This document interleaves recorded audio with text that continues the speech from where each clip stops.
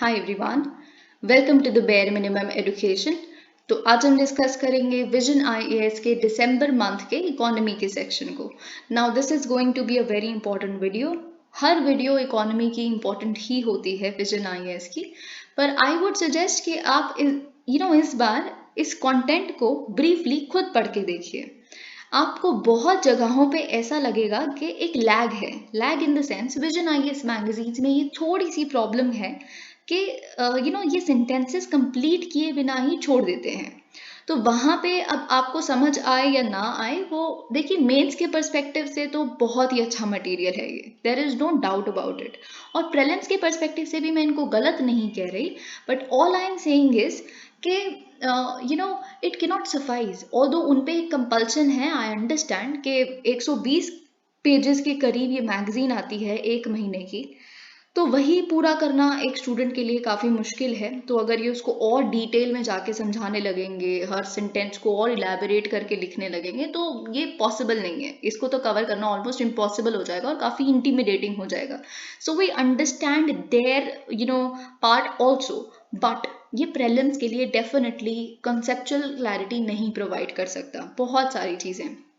तो आप एक बार खुद पढ़िए और फिर वीडियो की एक्सप्लेनेशन से इसको कंपेयर कीजिए। If you say find the video helpful, you can consider sticking to it. आप इसको प्लीज कम से कम 2 बार देखिए इस वीडियो को 15 दिन के गैप में, so that things actually become clear for you. Alright, so in case you find this video helpful, you can always let me know that by commenting below, liking the video and subscribing to my channel if you haven't done that. और अगर आपने पिछले महीने की videos नहीं देखी हैं, we have been doing Vision IAS की ये वीडियोस from August onwards, तो वो मैं वीडियोस आई बटन में लिंक कर दूंगी। इफ यू आर से struggling with vision IAS monthly magazines, you can consider giving them watch. Okay, तो आज की वीडियो में अगर मैं आपको बहुत ब्रीफली बताऊं तो कुछ हमें बहुत इंपॉर्टेंट कॉन्सेप्ट्स डिस्कस करने हैं।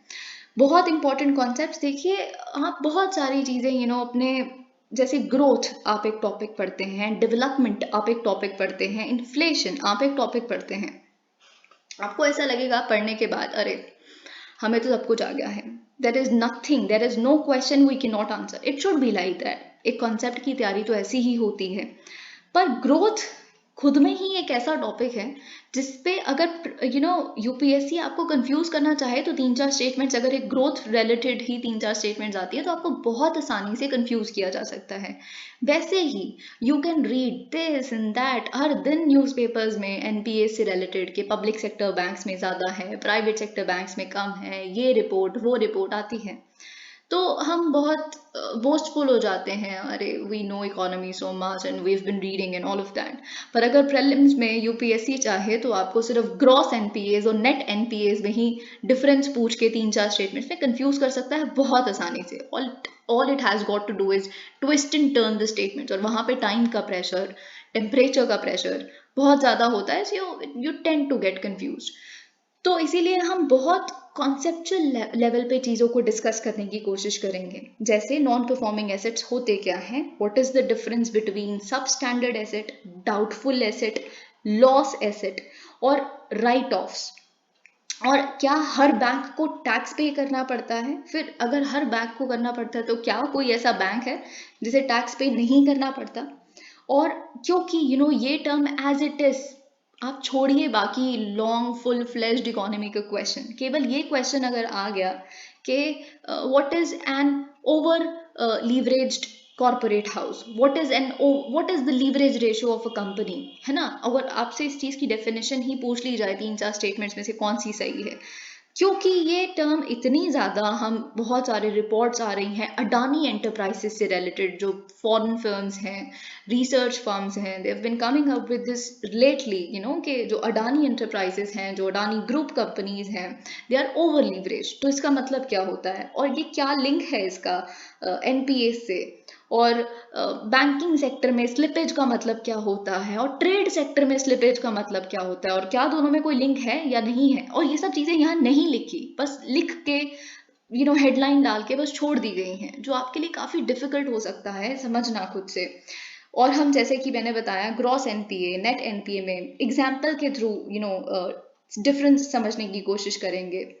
और क्योंकि आप जानते हैं कि ओल्ड पेंशन स्कीम और new pension scheme, although I am a little bit surprised, क्योंकि आई थिंक दिसंबर के महीने का जो आप कह सकते हैं स्टार करंट अफेयर था, वो old pension scheme versus new pension scheme ही था।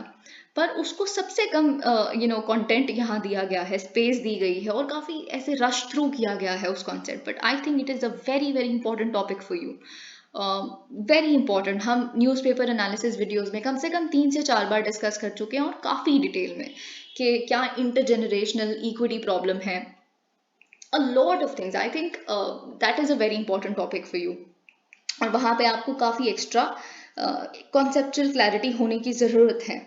और बहुत सारी चीज़ें हम देखेंगे डिजिटल लैंडिंग में, क्या FLDG सिस्टम है, और क्योंकि आप जानते हैं इलीगल एप्स के बारे में, there's a lot recently, right? So we will discuss credit risk, market risk, operational risk, ऐसी बहुत सारी चीज़ें हम आज देखने वाले हैं और काफ़ी सिंप्लीफाइड टर्म्स में। लेकिन पहला अगर हम टॉपिक देखें तो इसकी न्यूज़ क्या है, व्हाट इज़ द न्यूज़। तो RBI की एक रीसेंट रिपोर्ट ने report on trend and progress of banking in India 2021-2022 highlight किया है कि जो ग्रॉस NPAs हैं बैंकिंग सेक्टर में, यह 5% पे डिक्लाइन हो चुके हैं फ्रॉम इट्स पीक ऑफ 9% इन 2017-18। तो 2017-18 में 9% NPAs थे, ग्रॉस NPAs बैंकिंग में, लेकिन अभी 5% है। ओके, तो देखिए इससे पहले कि हम आगे डिस्कस करें क्या लिखा है यहाँ पे, तो आपको ये पता होना चाहिए कि जो एक बैंक है, bank is like a company. जैसे एक कंपनी के कुछ प्रॉफिट होते हैं, कुछ एसेट्स होते हैं, कुछ लायबिलिटीज होती हैं, तो वैसे ही बैंक भी एक कंपनी है। बैंक के भी एक बुक रिकॉर्ड होता है जिसमें एक जगह एसेट्स लिखे होते हैं, एक कॉलम लायबिलिटीज का होता है।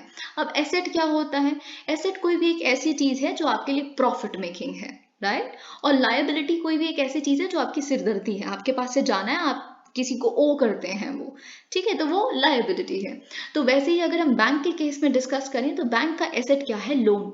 अब आप कहेंगे रबिश, लोन कैसे हो सकता है एसेट बैंक का, क्योंकि वो तो उनके पास से जा रहा है ना, पैसा किसी को दे रहे हैं वो, so how can it be an asset for a bank.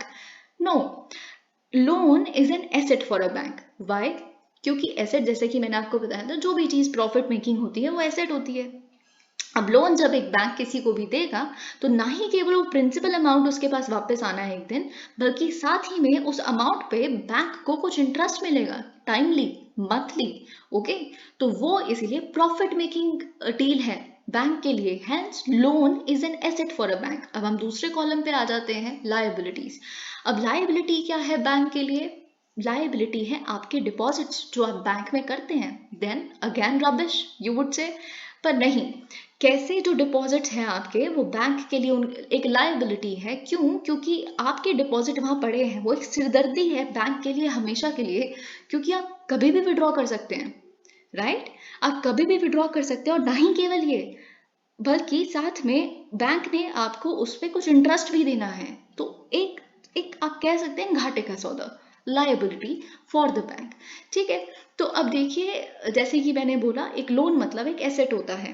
तो जो एसेट परफॉर्म नहीं कर रहा उसे नॉन परफॉर्मिंग एसेट कहते हैं। तो वैसा कौन सा लोन होगा जो परफॉर्म नहीं कर रहा? परफॉर्म का मतलब क्या है, जो प्रॉफिट नहीं ला के दे रहा आपको। तो अगर कोई एक लोन ऐसा है जिसके इंटरेस्ट पेमेंट की भी डेडलाइन के 90 दिन हो गए हैं और अभी तक कोई इंटरेस्ट पेमेंट नहीं आई है, डेडलाइन से भी 90 दिन हो चुके हैं आगे, उसे हम NPA कहते हैं। प्रिंसिपल और इंटरेस्ट पेमेंट दोनों की ही बेसिकली हम डेडलाइन के आगे 90 दिन गिनते हैं। पर आप खुद सोचिए, प्रिंसिपल तो दूर की बात है, आप इंटरेस्ट ही नहीं पे किए, इंटरेस्ट पेमेंट की डेडलाइन को गए हुए 90 दिन हो चुके हैं, मतलब 1 quarter. So it gets classified as an NPA, an asset which is not performing. Okay, तो ये चीज, अब देखिए ये बहुत इंपॉर्टेंट चीज है, क्योंकि आपके प्रीलिम्स में आपसे प्रश्न पूछा जा सकता है कि आप हम कुछ आपको नाम दे रहे हैं, आप प्लीज, हम कुछ एसेट्स आपको दे रहे हैं, आप इनको इनकी क्वालिटी के टर्म्स में, ओके, इनकी स्टैंडर्ड क्वालिटी के टर्म्स में डिसेंडिंग ऑर्डर में प्लीज अरेंज कीजिए। तो आपको दे देगा, तो आपको दे देंगे, पहला है स्टैंडर्ड एसेट, फिर है, मैं आपको जो ऑर्डर बता रही हूँ यही डिसेंडिंग ऑर्डर है क्वालिटी का। पहला है स्टैंडर्ड एसेट, जो नॉर्मल एसेट होता है, जो नॉर्मल लोन है जिसपे regular time to time payment जा रही है, मंथली इंटरेस्ट पे कर रहे हो आप, एंड ऑल ऑफ दैट। तो वो है स्टैंडर्ड एसेट। फिर उसके बाद आता है सब स्टैंडर्ड एसेट, फिर उसके बाद आता है डाउटफुल एसेट, फिर आता है लॉस एसेट। अब लॉस एसेट के बाद तो क्या होता है, राइट डाउन हो जाता है, फिर उसके बाद राइट ऑफ हो जाता है, ठीक है, तो वो हम अभी देखेंगे।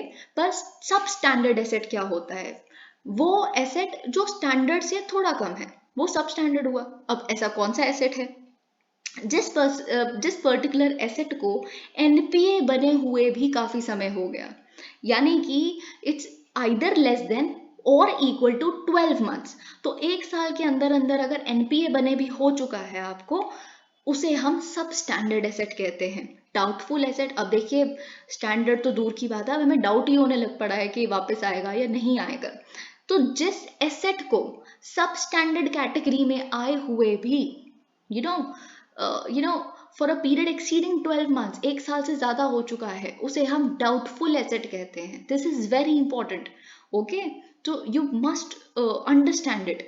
लॉस एसेट क्या होता है, अब देखिए किसी ऑडिटर ने, चाहे वो एक्सटर्नल ऑडिटर हो, चाहे वो इंटरनल ऑडिटर हो, या फिर बैंक की, आप समझ सकते हैं किसी और सुपरवाइजरी या रेगुलेटरी बैंक ने, जैसे आरबीआई ने, उनकी इंस्पेक्शन ने अब आइडेंटिफाई कर लिया है कि देखिए ये एसेट तो लॉस है, बिल्कुल हमने हाथ खड़े कर दिए हैं, देयर इज नो स्कोप के ये आने वाला है, हमें तो ऐसा नहीं लगता कि आने वाले समय में एसेट कैन बी रिकवर्ड।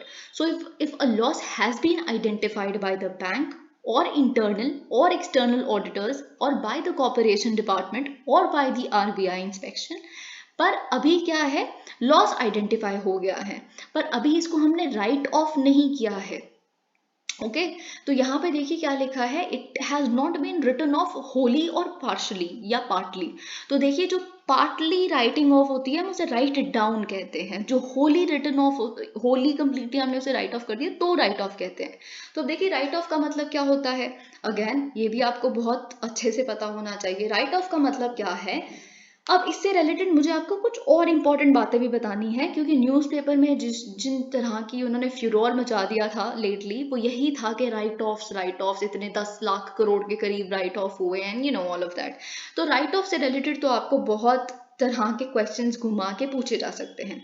तो राइट ऑफ का मतलब क्या है कि अभी तक तो आपने इसको फिर भी चाहे लॉस एसेट ही कह रहे हैं, पड़ा आपके उसी एसेट के कॉलम में है, ठीक है, तो लेकिन अब आपने क्या करना है, इसको एसेट को छोड़ के, एसेट वाले कॉलम से हटा के इसको लॉस में ले जाना है, ठीक है। तो I hope you understand it. उसे हम राइट ऑफ कहते हैं कि हमने भाई अब इसको बिल्कुल ही उम्मीद छोड़ दी है, हम उसको अब लॉस, हमने मतलब छोड़ दिया है उम्मीद कि इससे कोई प्रॉफिट आ रहा है, हम इसको लॉस वाली कैटेगरी में, लॉस वाले कॉलम में लिख रहे हैं, that is known as writing off. अब देखिए यहाँ पे क्या है, फिर आप कहेंगे कि मतलब बस उम्मीद छोड़ दी तो अब ये कुछ नहीं आता, चाहे कितने भी बड़ा लोन लिया हो किसी ने, तो क्या होता है फिर इसका कि इस क्या होता है ये जो इसको राइट ऑफ कर दिया आपने। देखिए इसका मतलब ये नहीं है कि बैंक इसे बिल्कुल ही भूल जाएगा, ठीक है। तो देखिए आप उसे एसेट की कॉलम से हटा सकते हैं, पर एक बैंक की, एक कंपनी की मेमोरी से नहीं हटा सकते, क्योंकि उसके दिमाग में ये चीज़ बिल्कुल फिक्स्ड है कि किसी इंसान ने उसको पैसा वापस नहीं किया, वो उसका एसेट था, वो नॉन परफॉर्मिंग बन गया, फिर वो लॉस बन गया, तो वो मेमोरी से नहीं जा सकता। तो उसके बाद भी ये एक बहुत इंपॉर्टेंट क्वेश्चन है, हमने न्यूज़पेपर्स में भी बहुत बार डिस्कस किया था, when you write off it does not mean कि आप कोई कोशिश करेंगे ही नहीं उस मनी को दोबारा रिकवर करने की। आप हर कोशिश कर सकते हैं, आप सिविल कोर्ट में जा सकते हैं उसको रिकवर करने के लिए, आप ARCs के पास, कंपनीज के पास जा सकते हैं, आप इंसॉल्वेंसी एंड बैंक्रप्सी कोर्ट के पास जा सकते हैं, तो आप वो हर कोशिश करेंगे। और ऐसा नहीं है कि राइट ऑफ करने के बाद पैसा वापस नहीं आया है, राइट ऑफ करने के बाद भी पैसा वापस आया है। ऐसी बहुत सारी, जैसे शेड्यूल्ड कमर्शियल बैंक्स ने बहुत अमाउंट अभी रिसेंटली रिकवर करते हुए डेटा दिखाया है, तो उसमें से अराउंड 1,32 करोड़ के करीब जो पैसा रिकवर किया गया है शेड्यूल्ड कमर्शियल बैंक्स के द्वारा, वो रिटर्न ऑफ लोन अकाउंट्स में से आया है पिछले 5 साल की अगर मैं बात करूं। तो I hope you understand, right of के बाद भी पैसा आता है, उम्मीद छोड़ी है लेकिन नहीं, आप करेंगे, हर जतन करेंगे उसको वापस लाने की, ठीक है। सो यू कैन डू, आपको समय लग जाएगा, आप इमीडिएट प्रायोरिटी नहीं है अब आपकी उसको रिकवर करना, आप समय लीजिए जो तरीका आपको सही लगता है। तो एक ये चीज आपको पता होनी चाहिए। ओके। और साथ ही में देखिए एक और बहुत बड़ा जो क्वेश्चन उठता है कि अब तो हमने इसको लॉस में, अब सबसे बड़ी बात होती है, then who pays for this loss now that it has become a loss and say nobody is giving it back to the bank. मतलब वो जिसने बेसिकली लोन देना था वो ऐसी स्थिति में ही नहीं है कि वो कभी नहीं दे सकता। तो क्या होगा, मतलब इसका ये पैसा हमेशा के लिए लॉस हो गया और बैंक कहाँ से भरेगा? तो देखिए इसका मेजर पोर्शन, इसकी भरपाई सरकार करती है। और सरकार कहाँ से करेगी? सरकार पैसा लेके पैदा तो नहीं होती, सरकार को आप पैसा देते हैं टैक्स के रूप में। तो कहीं ना कहीं आपका जो टैक्स रेवेन्यू, इसीलिए तो कहते हैं कि एक एनपीए क्राइसिस सही बात नहीं है, it's a forgery on tax revenues, on tax payers also. तो अगर आपको लगता है कि बैंकिंग में हो रहा है, हमको क्या मतलब है इस बात से, हमें कोई फाइनेंस पढ़ने की जरूरत नहीं है, हमको चाहे बाढ़ भी बैंक में चलता रहे, लॉस है तो लो, अरे आपके पैसों से उसकी भरपाई होगी, फर्क क्यों नहीं पड़ता आपको? ठीक है, तो इसीलिए पढ़ना चाहिए। ये कुछ कुछ चीजें हैं जो इस तरह की चीजें आपसे पूछी जा सकती हैं, ठीक है, इसलिए मैं आपको बता रही हूँ थोड़ा सा। और साथ ही में जब और एक और क्वेश्चन जो उठता है बहुत बार, वो ये है कि अगर फिर सरकार इस इसको आपके टैक्स रेवेन्यूज में से भरेगी और सरकार के पास से पैसा जाएगा, तो सरकार और आरबीआई दोनों ही राइट ऑफ्स को इनकरेज क्यों करते हैं? मतलब ऐसा तो आपने देखा ही होगा ना कि जब अभी एनपीए क्राइसिस आया और इतने इकोनॉमिक सर्वे पिछले 2-4 सालों से एनपीए एनपीए एनपीए, तो सब ही उसमें सजेशन ये क्यों आ रही थी कि राइट ऑफ कर देना चाहिए? ऐसा क्यों? देखिए पब्लिक सेक्टर बैंक्स में सबसे बड़ा आप कह सकते हैं एनपीए क्राइसिस हुआ था, इसीलिए पब्लिक सेक्टर बैंक्स, सरकारी बैंक्स पे और ये सब वगैरह काफ़ी गलत धारणाएं हैं कि एफिशिएंट नहीं होते, क्रोनी मतलब वही सारी चीज़ें काम नहीं करते, कंपटीशन नहीं है एंड ऑल ऑफ दैट। तो क्या हुआ था पब्लिक सेक्टर बैंक्स के केस में, क्या हो रहा था, अगर देखिए क्या है कि आप एक एनपीए को लॉस वाले कॉलम में नहीं डालेंगे, तो आप क्या कर रहे हैं, आप अपने एसेट वाले कॉलम को इन्फ्लेट कर रहे हैं, आप झूठा दिखा रहे हैं, वो आपका एसेट है भी नहीं है। देखिए जब आपको पता होगा मेरे एसेट इतने हैं, तभी तो आप सोचेंगे अगर मेरे को अपनी कंपनी को एक्सपैंड करना है तो पहले मैं देखूंगी, अच्छा वेयर डू आई स्टैंड, है ना, way how my asset base actually looks like. लेकिन आपका जो एसेट बेस है जो दिख रहा है वो है नहीं है एक्चुअल में, आप क्योंकि आप अडिग हैं कि आप एनपीए को या एक लॉस अकाउंट को नहीं लेके जाएंगे लॉस वाली कैटेगरी में। आप समझ रहे हैं? तो ये एक पब्लिक सेक्टर बैंक के साथ बहुत बड़ी दिक्कत थी। सो पहले you will have to come to the reality, right? So you're not, you continue to show the defaulting accounts as normal, which is wrong। क्योंकि इन द सेंस बात ये है, और साथ ही में अगर आपसे कोई पैसा मांगने आ रहा है तो आप उसको दे नहीं पा रहे, क्योंकि आपके पास एसेट तो है ही नहीं ना।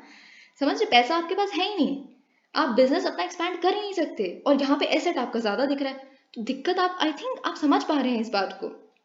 सो you write off these toxic assets, it's good for you। क्योंकि तब तक आपकी रिकैपिटलाइजेशन भी सरकार नहीं करेगी जब तक आप एक रियल वो नहीं दिखाएंगे, पिक्चर नहीं दिखाएंगे कि आपका असली एसेट बेस क्या है। ठीक है, पहले आप असली एसेट और लायबिलिटीज को लेके आइए अपने बुक रिकॉर्ड में, फिर उसके बाद देखेंगे सुधारना कैसे है। तो दिस इज द रैशनल कि क्यों इतना इनकरेज किया जाता है बैंक, सेंट्रल बैंक द्वारा और हमारी सरकार द्वारा। ठीक है, तो ये चीज आपको पता होनी चाहिए। अब ये एक और क्वेश्चन आता है कि क्या एक एनपीए या एक बैड लोन ही कहते हैं ना एनपीए को, क्या ये बाकी डिपॉजिटर्स को भी अफेक्ट करता है, या फिर क्या जो राइट ऑफ्स हो रहे हैं वो बाकी डिपॉजिटर्स को भी अफेक्ट करते हैं? Yes yes yes, it does. देखिए अगर किसी बैंक में बहुत ही high level of non performing asset है, ओके, तो सबसे पहली बात तो, और ये बात क्योंकि क्या है ना कि पब्लिकली आपको रिलीज करनी पड़ती है अगर आपके पास बहुत एनपीएस हैं, तो फिर नोबडी वो डिपॉजिट आपके पास। ठीक है, तो लो डिपॉजिट रेट हो जाते हैं। और साथ ही में आप क्या करेंगे, क्योंकि आपको पता है कि आपके एनपीएस बहुत ज़्यादा हैं और आपको कहीं ना कहीं उस चीज़ की भरपाई करनी है, तो आप बाकियों जिनको लोन दे रहे हैं वो बहुत हाई रेट पे देंगे, तो वो गलत है, वो इन्वेस्टर्स के लिए भी बेकार है।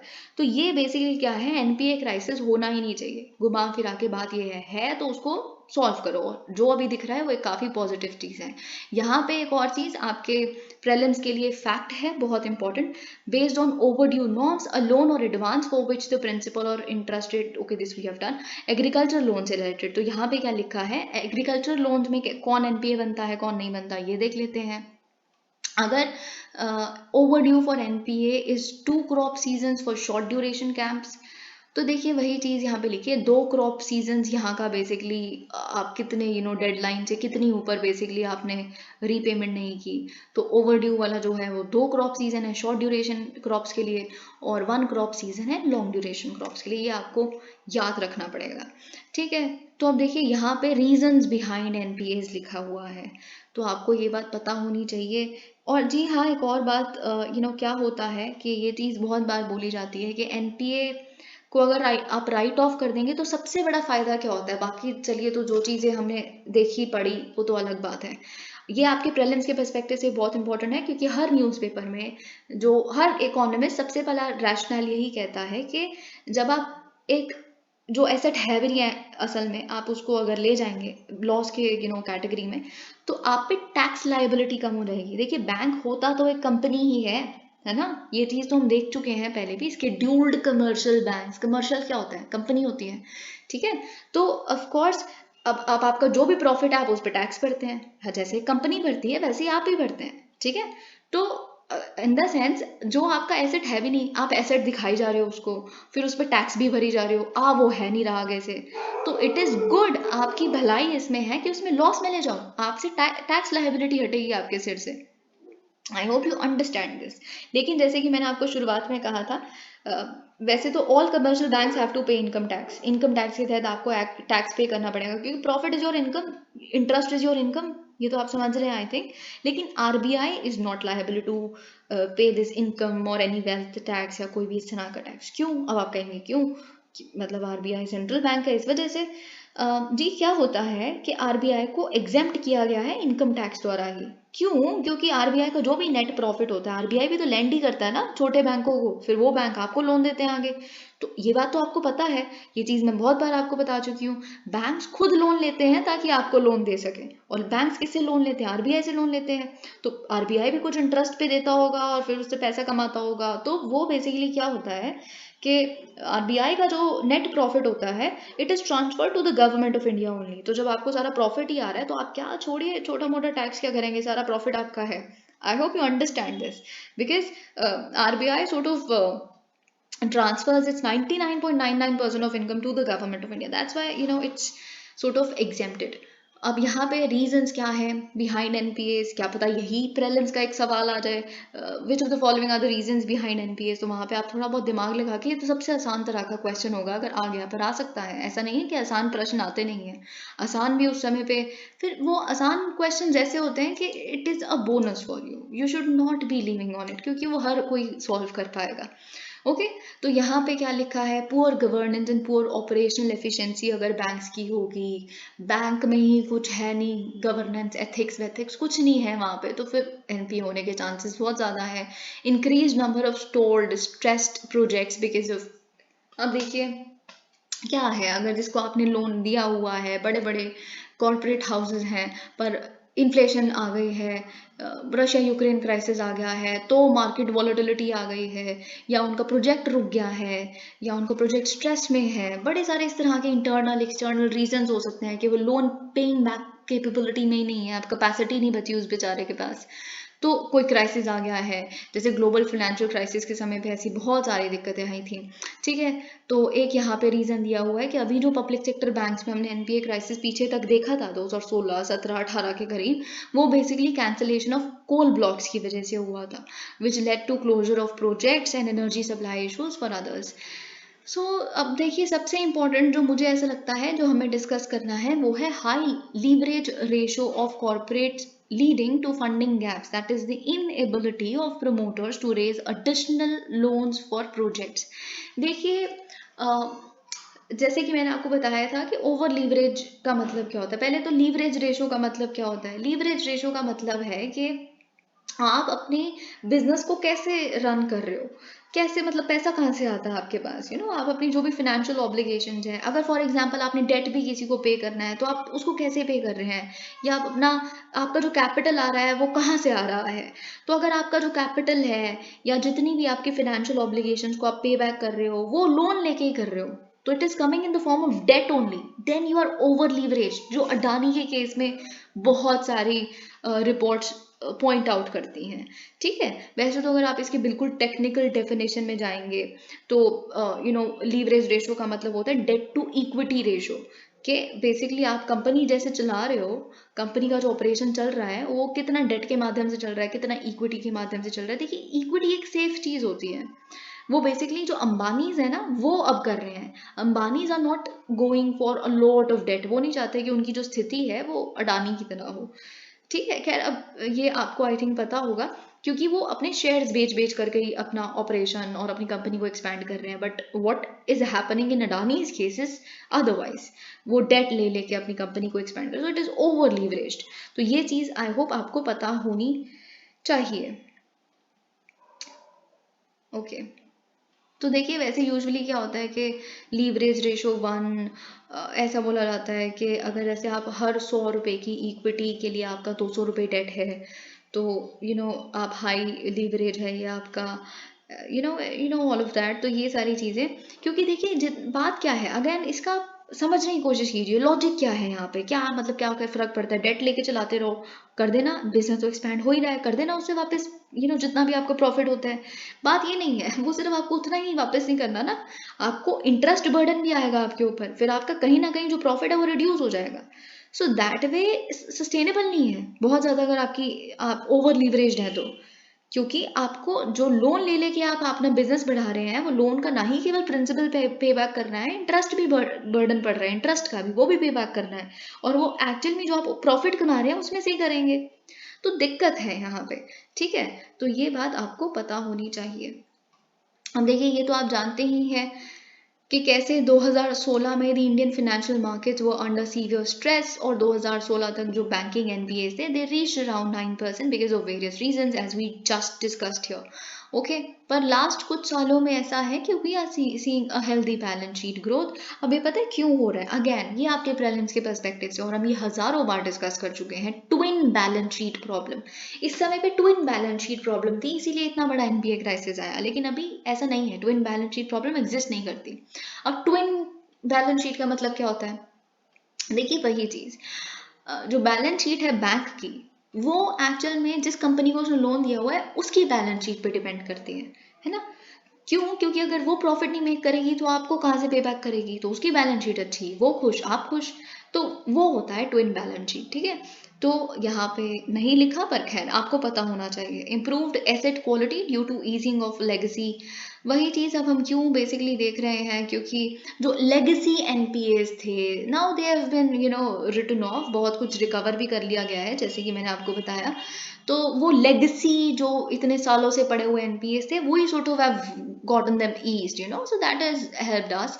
तो वो सारी चीज़ें पिछले 5 साल में, जैसे कि मैंने आपको बताया, return of bad loans worth more than ₹10 lakh crore, ये भी चीज़ मैं आपको बता चुकी हूँ, ठीक है। And banks have also recovered an aggregate amount of more than ₹6.5 lakh crore, जिसमें से 1,32,000 करोड़ के करीब हमने राइट ऑफ वाले लोनों को दोबारा हम वापस लेके आए हैं, ठीक है। इनहैंस्ड प्रॉफिटेबिलिटी, अब देखिए आप चाहें तो अगर आपके मेंस में एनपीए पे क्वेश्चन आ जाए, आया नहीं है पर आ सकता है, क्योंकि अब मेंस में क्या हो रहा है ना कि बहुत ही कोर इकोनॉमिक्स पूछने लगे हैं। Gone are the days when only current only used to be the जैसे आप कहते हैं fund of GS3, no it's not anymore, it's not the case anymore, क्योंकि पहले ऐसा होता था कि GS3 के लिए कोई आपको स्टैटिक पोर्शन पढ़ना ही नहीं है, because it is going to be dynamic current and all of that, but it's not the case now. Science में भी कोर चीज़ें पूछी जा रही हैं, बायोलॉजी की इधर उधर की चीज़ें, GS3 की मैं बात कर रही हूँ, इन्वायरमेंट की भी कोर बातें पूछी जा रही है, लॉज पूछे जा रहे हैं, biodiversity act, this act that act, और साथ ही में इकोनॉमी भी कोर पूछी जा रही है। So a question on NPA is not an improbability at all. तो आप उसमें ये मैप ड्रॉ कर सकते हैं, जैसे PSB यानी कि पब्लिक सेक्टर बैंक्स का आप दिखा सकते हैं, आप एग्जैक्टली देख सकते हैं 2017-18 के करीब यहाँ पे पीक किया है, ठीक है। फिर उसके बाद नीचे नीचे नीचे, फिर उसके बाद यहाँ पे आप बाकी और बैंक्स शेड्यूल्ड कमर्शियल बैंक्स है ना, ये प्राइवेट बैंक्स आप देख सकते हैं, प्राइवेट बैंक्स का देख सकते हैं बहुत कम है, तो आप ऐसे एग्जैक्टली दिखा सकते हैं, ठीक है। अब यहाँ पे लिखा है लोअरिंग स्लिपेजेस।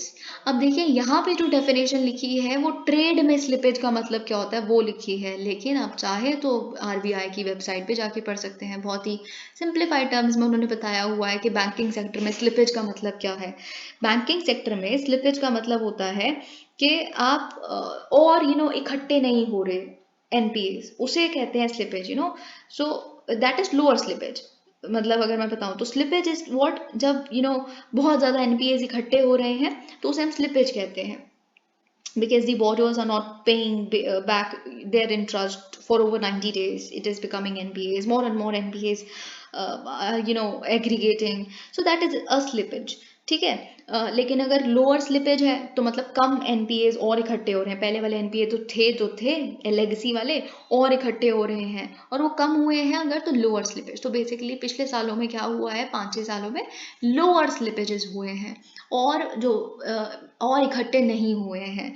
ठीक है, तो ये चीज़ यहाँ पे आप देख सकते हैं, क्योंकि इन्हांस क्रेडिट मॉनिटरिंग प्रोसेसेस ले आई है आरबीआई, और साथ ही में बैंक की जो इन्वेस्टमेंट पोर्टफोलियो है उन्होंने वो डाइवर्सिफाई कर दिया। ज़रूरी नहीं है कि वो अब बड़े सारे इंस्ट्रूमेंट्स में, बड़े सारे सिक्योरिटीज़ में इन्वेस्ट करती है बैंक, बॉन्ड्स में इन्वेस्ट करती है। So they sort of have diversified, ताकि रिस्क और बढ़ जाए ना, जितना रिस्क बढ़ जाता है उतना कम हो जाता है, क्योंकि ऐसा तो नहीं है सब कुछ फेल कर जाएगा, कुछ एक फेल करेगा तो बाकी 36 और चीज़ें हैं जहाँ पे आपने इन्वेस्टमेंट किया हुआ है। तो इसीलिए lower slippage has happened recently. अब अगर हम यहाँ पे देखें तो लिखा है difference between the expected price of a trade and the price at which the trade is executed. यानी कि अगर हम ट्रेड के टर्म्स में बात करें तो आपने जो सोचा था जिस प्राइस पे ट्रेड एग्जीक्यूट होगा, आपने जिस पे डील डन की कि ठीक है इतना मैं खरीद रहा हूँ, और लेकिन जिस प्राइस पे एक्चुअल में आपको फिर एंड में मिला उसमें बहुत डिफरेंस है। एक्चुअल में ये कोई अच्छा या बुरा कोई टर्म नहीं है, ये डिपेंड करता है कि डिफरेंस कैसा है, पॉजिटिव, नेगेटिव, न्यूट्रल। क्या पता वही आया हो जिस पे आपने सोचा था उतने ही टर्म्स पे ट्रेड एग्जीक्यूट हुआ है। तो ये दिक्कत कहाँ आती है पता है आपको, हाई वॉलेटिलिटी वाला जो टाइम समय होता है कि सपोज करिए कि आपने जो ऑर्डर बेसिकली अभी प्लेस किया, तो आपने मार्केट ऑर्डर प्लेस किया, मार्केट इन सेंस जो हम आज डील कर रहे हैं, लेकिन जब फाइनली आप मुझे दे देंगे, मुझे डिलीवर कर देंगे, उस दिन जो रेट होगा उस दिन वाले रेट पे बेसिकली डील पक्की होगी, उतना पेमेंट मैं करूंगा। और उस दिन बेसिकली पता चला अरे रशिया यूक्रेन कॉन्फ्लिक्ट हो रहा है अचानक से, उस दिन तो रेट बहुत बढ़ गए, इन्फ्लेशन हो गया, तो फिर वो आपके लिए एक अच्छी चीज़ नहीं हो सकती। कुछ भी हो सकता है, पॉजिटिव भी हो सकता है, क्या पता कम प्राइस पे हो, मार्केट डिसाइड करेगी। तो अगर आपको इस तरह की स्लिपेज से बचना है, जो कहते हैं हम, if you want to eliminate this sort of slippage, तो आप लिमिट ऑर्डर्स कीजिए, मार्केट ऑर्डर्स मत कीजिए, ताकि आई होप यू अंडरस्टैंड। पर अब देखिए क्या है, यहाँ पे भी एक चीज़ है कि अगर ये वाली स्लिपेज ट्रेड में हो रही है तो क्या है कि कंपनी अगर इससे गुजर रही है तो फिर उसके पास ऑफ कोर्स खुद के प्रॉफिट्स बहुत कम बचते हैं, फिर यहाँ प्रॉफिट्स कम बचे तो फिर यहाँ स्लिपेज बढ़ जाएगी। तो ये कहीं ना कहीं यहाँ लोअर स्लिपेज इसलिए है क्योंकि यहाँ लोअर स्लिपेज है। I hope you understand it. खैर यहाँ पे कुछ इन्होंने बताने की कोशिश नहीं की, मुझे सच में ऐसा लगता है कि इन्होंने गलत डेफिनेशन यहाँ पे लिख दी है, इनको लगा स्लिपेज की डेफिनेशन यही होती है तो लिख दी यहाँ पे इन्होंने। पर ये एक लिंक एग्जिस्ट करता है, augmented capital buffers because of high provisioning, declining gross NPAs etcetera. तो देखिए वही चीज़ है कि अब ग्रॉस एनपीएस गिर रहे हैं, प्रोविजनिंग रखने लगे हैं। अब देखिए हम प्रोविजनिंग की बहुत बात करते हैं, अब ये 1000 जगहों पे आप प्रोविजनिंग की बात पढ़ेंगे, लेकिन अगर आपको नहीं आता तो फिर नो यूज़। तो क्या होता है कि हर एक एनपीए के लिए जो एसेट परफॉर्म नहीं कर रहा, हर बैंक को एक प्रोविजन रखना पड़ता है। फॉर एग्जाम्पल, अगर मैं एक बैंक हूँ और मैंने 100 रुपये का एक लोन दिया है और मैं एक्सपेक्ट कर रही हूँ इस समय पे कि मुझे ऐसा लगता है कि मैं पूरा तो रिकवर नहीं कर पाऊंगी, मैं 98 रुपीज़ रिकवर कर पाऊंगी। तो 2 रुपये का यहाँ गैप आ रहा है, तो मैं क्या करूँगी, 2 रुपये का प्रोविजन रख दूंगी। 2 रुपये मैंने खुद से अपने पास अलग से साइड पे रख दिए कि ओके, अगर ये बेसिकली नहीं सच में 2 रुपये मेरे पास आए, तो मैंने पहले ही अपने, जब मैं अच्छा परफॉर्म कर रही हूँ, क्राइसिस का समय अभी नहीं है, सब भला कुशल है, तो मैं पहले ही निकाल के 2 रुपये रख दूंगी। ठीक है, तो मेरे क्राइसिस के समय में वो कभी मुझे आने ही नहीं देगा, बचा लेगा अगर कुछ ऐसा हुआ भी तो, क्योंकि 2 रुपये मैंने पहले ही साइड पे रखे हुए थे। तो दिस इज प्रोविजनिंग, 2 रुपये मैंने साइड पे रखे। और यहीं से बेसिकली इस प्रोविजनिंग के ही कॉन्सेप्ट से आपको ग्रॉस एनपीएस और नेट एनपीएस का कॉन्सेप्ट समझ आता है। इसके बिना आपको समझ ही नहीं आ सकता। आप कोई भी मटेरियल पढ़ लीजिए, अगर आपको ऐसे कुछ एक्सप्लेन करके नहीं वहाँ समझाया हुआ, वो वेस्ट है, क्योंकि एनपीए नेट और ग्रॉस का कॉन्सेप्ट ही प्रोविजनिंग से रिलेटेड है। तो एनपीएस को हम दो तरह से मेजर करते हैं, ग्रॉस एनपीएस और नेट एनपीएस, ठीक है। तो ग्रॉस एनपीएस का मतलब क्या होता है? ग्रॉस एनपीएस इज बेसिकली वो सारे तरह के एसेट्स जो आप रिकवर नहीं कर पा रहे। लेकिन नेट एनपीएस का मतलब क्या है? ग्रॉस एनपीएस में से माइनस कर दीजिए प्रोविजनिंग। तो देखिए जो बेसिकली नेट एनपीएस है वो एक रियल पिक्चर आपको बताते हैं कि अच्छा आप खड़े कहाँ हैं, सच में कहाँ क्राइसिस है या नहीं है। अगर आप ग्रॉस के हिसाब से जाएंगे तब तो आपको वो क्राइसिस दिख सकता है, पर अगर आप नेट के हिसाब से जाएंगे आपको पता चलेगा अरे आपने साइड साइड पे रखा हुआ था, क्राइसिस तो आपने पहले ही वेट कर दिया था, तो असल में थोड़ी सी दिक्कत है, उसको प्लग कर लेंगे। तो I hope you understand it कि जैसे जैसे कि मैंने आपको अभी शुरुआत में ही बताया था कि हाउ डू आई एक्सप्लेन। अगर आप एग्जाम्पल अगेन वही लीजिए कि आपने एक्सपेक्ट किया था कि 2 रुपये, जैसे मैंने बताया 100 रुपये में से वापस नहीं आएंगे, 98 वापस आएंगे। ओके, तो आपने क्या किया, आपके सच में ही 98 वापस आ गए और 2 रुपये नहीं आए, तो आपका नेट एनपीए कितना हुआ? 0, क्योंकि 2 रुपये तो आपने पहली साइड पे रख लिए थे ना, उसी का तो गैप आ रहा है, ठीक है। तो नेट एनपीए यहाँ पे हुआ 0 since you are already provisioned for this ₹2 of assets, right, which actually went bad in real terms. आपने नेट एनपीए समझ लिया। अगर हम ग्रॉस एनपीए के लिए बात करें तो फॉर एग्जांपल आपने एक्सपेक्ट किया था और प्रोविजन किया था ₹2 के लिए 100 में से, क्योंकि वही बैड होने वाला था, लेकिन एक्चुअल में 98 नहीं आए, 98.7 आ गए, तो नेट एनपीए क्या हुआ? 1 रुपये हुआ। क्यों? क्योंकि 2 रुपये तो आपने रख लिए थे ना, होने चाहिए थी 3, लेकिन अगर हम 3 गिनेंगे तो 3 ग्रॉस हो जाएगा। I hope you understand. जब हम प्रोविजनिंग को नहीं गिनते हमें सही पिक्चर नहीं मिलती, लेकिन खैर, तो वो उसे ग्रॉस कहते हैं। तो 3 बेसिकली हुआ ग्रॉस एनपीए, ओके, और नेट एनपीए हुआ 1 रुपये, क्योंकि 2 रुपये हमने रख लिए थे। अब आप इसको दोबारा सोचने की कोशिश कीजिए, खुद से सोचिए, समझ आ जाएगा। शायद आप एक बारी और सुनिए इस पर्टिकुलर आधे 1 मिनट की डिस्कशन को। ओके, सो ये सारी चीज़ें हम देख चुके हैं।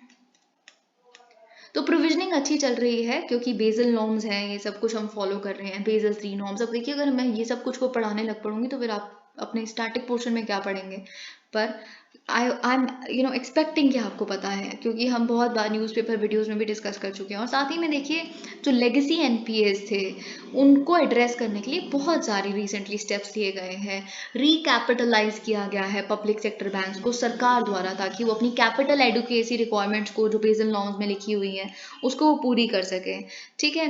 तो ये हुआ है Indradhanush plan, I think very very important. Indradhanush plan में क्या होता है? ABCDEFG प्लान कहते हैं इसको, ABCDEFG, ठीक है। अब देखिए आप इसको खुद से पढ़ेंगे ना तो आपको समझ नहीं आएगा। अब आपको यहाँ पे क्या लिखा है कि अपॉइंटमेंट्स में क्या है, ए स्टैंड्स फॉर अपॉइंटमेंट्स, और अपॉइंटमेंट्स में क्या किया गया है? सेपरेट कर दिया गया है चेयरमैन की पोस्ट को और मैनेजिंग डायरेक्टर की पोस्ट को। तो आप कहेंगे इससे एनपीए का क्या लेना देना है, ये क्या हुआ है मतलब, ठीक है। तो ये थोड़ा सा हम देख लेते हैं बहुत ब्रीफली।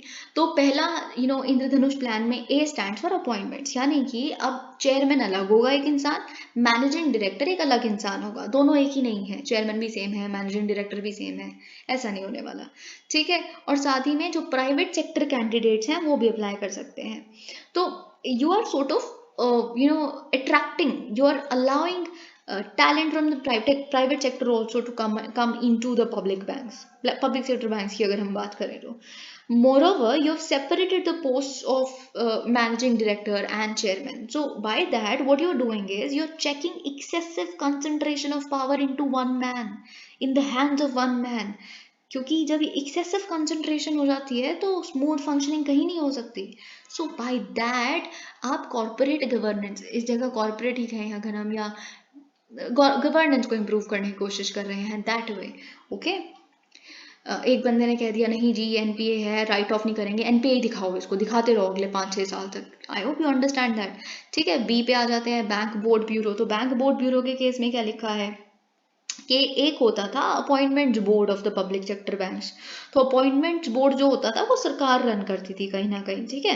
तो अब इसको रिप्लेस कर दिया जाएगा बैंक बोर्ड्स ब्यूरो द्वारा, BBB, ठीक है। तो ये बैंक बोर्ड्स ब्यूरो जो है बेसिकली वो आप कह सकते हैं कि पब्लिक सेक्टर बैंक को सरकार से अलग कर रहा है। सरकार अब क्या करेगी, बस एडवाइजेस वगैरह दे सकती है मर्जर्स पे, फंड्स पे, रेजिंग फंड्स पे, एक्विजिशंस पे, नथिंग मोर देन दैट, और वो भी इस बीबीबी के थ्रू ही। ठीक है, सी देख लेते हैं, capitalisation to adequately capitalise all the banks to keep a safe buffer, ताकि आप बेसिकली क्या करें, उनके पास अच्छी खासी कैपिटल हो, कल को कोई क्राइसिस आ जाए तो उसको डील करने का उनके पास साधन हो। इतना सरकार उनको कैपिटलाइज कर रही है, रिकैपिटलाइज कर रही है एक्चुअल में, क्योंकि एक समय में तो बर्बाद कर दी ना उन्होंने अपनी खुद की सारी कैपिटल। ओके, और प्रोविजनिंग नॉर्म्स को उन्होंने फॉलो नहीं किया। तो बेसल 3 नॉर्म्स हैं, आप जानते हैं जब ग्लोबल फाइनेंशियल क्राइसिस आया तो क्या था, उस टाइम पे बैंकों ने अपने पास रखा ही नहीं, मतलब कोई प्रोविजनिंग ही नहीं की हुई थी किसी तरह के रिस्क को डील करने के लिए। उनको लगता ही नहीं था, सब बूम में है, बूम में ही रहेगा, सब कुछ खत्म हो गया फिर एक समय में। ठीक है, तो रैशनल ये है बेसल नॉर्म्स का। अगर मैं बताऊँ, पहले बेसल 1 आया, बेसल 2 आया, बेसल 3 अभी चल रहा है। तो अगर मैं सिंपल आपको भाषा में बताऊँ तो इतना है कि जब आप खुश हैं, जब खुशी के समय में थोड़ा सा एक्स्ट्रा आप कुछ पैसा निकाल के रखें। आपको पता नहीं है कब बुरा समय आ जाए, तो उस बुरे समय के लिए खुशी के समय से कुछ एक्स्ट्रा निकाल के रखें। That is when you doing good, you making money, you earning a lot, keep something separate for your bad times. So ये रैशनल है बैंक्स के लिए। ठीक है, डिस्ट्रेसिंग, ओके, तो ये भी बहुत इंपॉर्टेंट है आपके लिए। Addressing issues of major recipients of public sector banks funding, strengthening risk control measures and NPA disclosures। वही चीज़ है कि ट्रांसपेरेंसी यहाँ पे आई है, तो NPA डिस्क्लोजर होने ही होने हैं पब्लिकली, ताकि पता हो एक इंसान को फंडिंग जो इनसे लोन ले नहीं ले, इस तरह की चीज़ें। रिस्क कंट्रोल मेजर्स को स्ट्रेंथन करना। ओके, अब क्रेडिट इंफॉर्मेशन कंपनीज आ गई हैं, हम डिस्कस करेंगे अभी। फिर हम देख लेते हैं empowerment, E stands for empowerment, no interference from the government. यही सबसे बड़ी आई थिंक एम्पावरमेंट की चीज़ है कि सरकार अगर इंट्रूड करना बार बार छोड़ दे तो उनके पास ऑटोनॉमी है। अरे वो इकोनॉमिस्ट लोग हैं, they can pretty well deal with whatever banking is all about. So ये चीज़ यहाँ पे होती है। Because see what happens is, जब जहाँ पे बहुत ज़्यादा सरकार आ जाती है ना, वो कंपटीशन चला जाता है, क्योंकि आपको पता है सरकार is there to take care of you. वही प्राइवेटाइजेशन का भी रैशनल है। व्हेन जब कंपटीशन आएगा आप अपने टोज पे रहेंगे हमेशा। क्यों प्राइवेट सेक्टर बैंक्स ने अच्छा परफॉर्म किया है? इसलिए क्योंकि उनका, देखिए, प्राइवेट जो चीज़ है ना, उसका बस एक मुद्दा है, एक मतलब है, मनी, मेक मनी, बाकी should go to hell. Competition, उनसे आगे निकलना, और उस आगे निकलने के चक्कर में आप क्या करते हैं, आप कभी भी बेसिकली हमेशा एफिशिएंट रहते हैं। अच्छा परफॉर्म नहीं कर रहा, you will be fired, you are not performing good, you will be fired. ऐसा नहीं कि आप लंच ब्रेक पे ही गए रहते हैं, टी ब्रेक पे ही 10-10 घंटे गए हुए हैं, काम करना नहीं, सुबह से शाम तक रेडियो चला के बैठ जाना अपने कैबिन में। I hope you understand that. Okay, framework of accountability, तो यहाँ पे अकाउंटेबिलिटी के बारे में न्यू अब क्या है कि की परफॉर्मेंस इंडिकेटर्स पे बेसिकली बैंक परफॉर्मेंस को रेट किया जाता है। Again it's a very good thing, आपस में compete कर रहेंगे तो competence वो आएगा ना दोबारा, competitive बिहेवियर यहाँ पे। गवर्नेंस रिफॉर्म्स, तो वही सारी चीज़ें, HR प्रैक्टिसेस को इम्प्रूव करना, nomination of chief risk officer, risk को बेसिकली ध्यान में रखना कि आ तो नहीं रहा ऐसा कुछ। ठीक है, इंद्रधनुष प्लान भी हमने देख लिया। आई थिंक इसके बिना तो आपका कोई आंसर कंप्लीट नहीं होता कि सरकार ने रिसेंटली एनपीएस के लिए क्या किया। अगर यही प्रश्न आ जाए तो you should be having some material to write about it. IBC again a full fledge concept. IBC ही मेरे को कम से कम यहाँ पे आधा घंटा ले लेगा अगर मैं आपको समझाने लगूँ। क्या ट्राइब्यूनल, फिर कहाँ जाएंगे, क्या होगा, ठीक है। पर अगेन अ वेरी गुड जिसमें बेसिकली अगर आप खुद ही बैंक करप्ट होते हुए दिख रहे हैं तो आप खुद जा सकते हैं बेसिकली इस पैनल के पास और कह सकते हैं कि प्लीज़ मुझे दिलवा दो, मेरे थोड़े बहुत शेयर्स बिकवा के कोई खरीदना चाहता है तो do something about it, please save me. So insolvency and bankruptcy court has also done very good. Okay, तो ये सारी चीज़ें यहाँ पे लिखी हैं। अभी की यहाँ पे launch of regulatory sandbox by RBI, I think a very good initiative. RBI क्या करता है रेगुलेटरी सैंडबॉक्स में, एक कंट्रोल एनवायरनमेंट में इनोवेशन को, क्या होता है आरबीआई की बड़ी सारी रेगुलेशन है, ये लिमिट वो लिमिट, ये नहीं कर सकते वो नहीं कर सकते, कुछ थोड़ा सा वो इन सारी लिमिट्स को रिलैक्स कर देता है। से अगर कोई फिनटेक के फर्म में फिनटेक के सेक्टर में कोई एक नई इनोवेशन आ रही है, अब आरबीआई क्या करेगा, अच्छा इनोवेशन को हम प्रमोट करते हैं, you should go ahead and test it, we will not penalise you for this this this. For some time we are allowing you to test out this innovation. Okay, so that is regulatory sandbox जिसे आप कहते हैं कि आप innovation को जब basically किसी भी इनोवेटिव प्रोडक्ट को अगर आप प्रेरित करना चाहते हैं, you relax on certain regulatory frameworks and all of that. Okay, तो ये आपको पता होना चाहिए। अभी अगर आपको रिसेंटली पता है कि किस तरह के सर्विसेज अलाउड हैं आरबीआई के इस रेगुलेटरी, अगेन अ वेरी इसमें भी बहुत सारी इंफॉर्मेशन है कि जो KYC, digital KYC, money transfer services, financial inclusion, cyber security products, इन तरह की जो चीज़ें हैं, अगर आप इस तरह के लिए कुछ रिलैक्सेशन चाहते हैं तो आपको मिल जाएगी रेगुलेटरी सैंडबॉक्स के तहत। लेकिन crypto currency, credit registry, credit information, ये नहीं। क्रिप्टो तो बिल्कुल ही नहीं है। आरबीआई से रिलेटेड अगर आपको कहीं लगे कि ये अलाउ किया, क्रिप्टो तो अलाउ किया ही नहीं है आरबीआई ने कभी भी, वो तो सख्त खिलाफ है।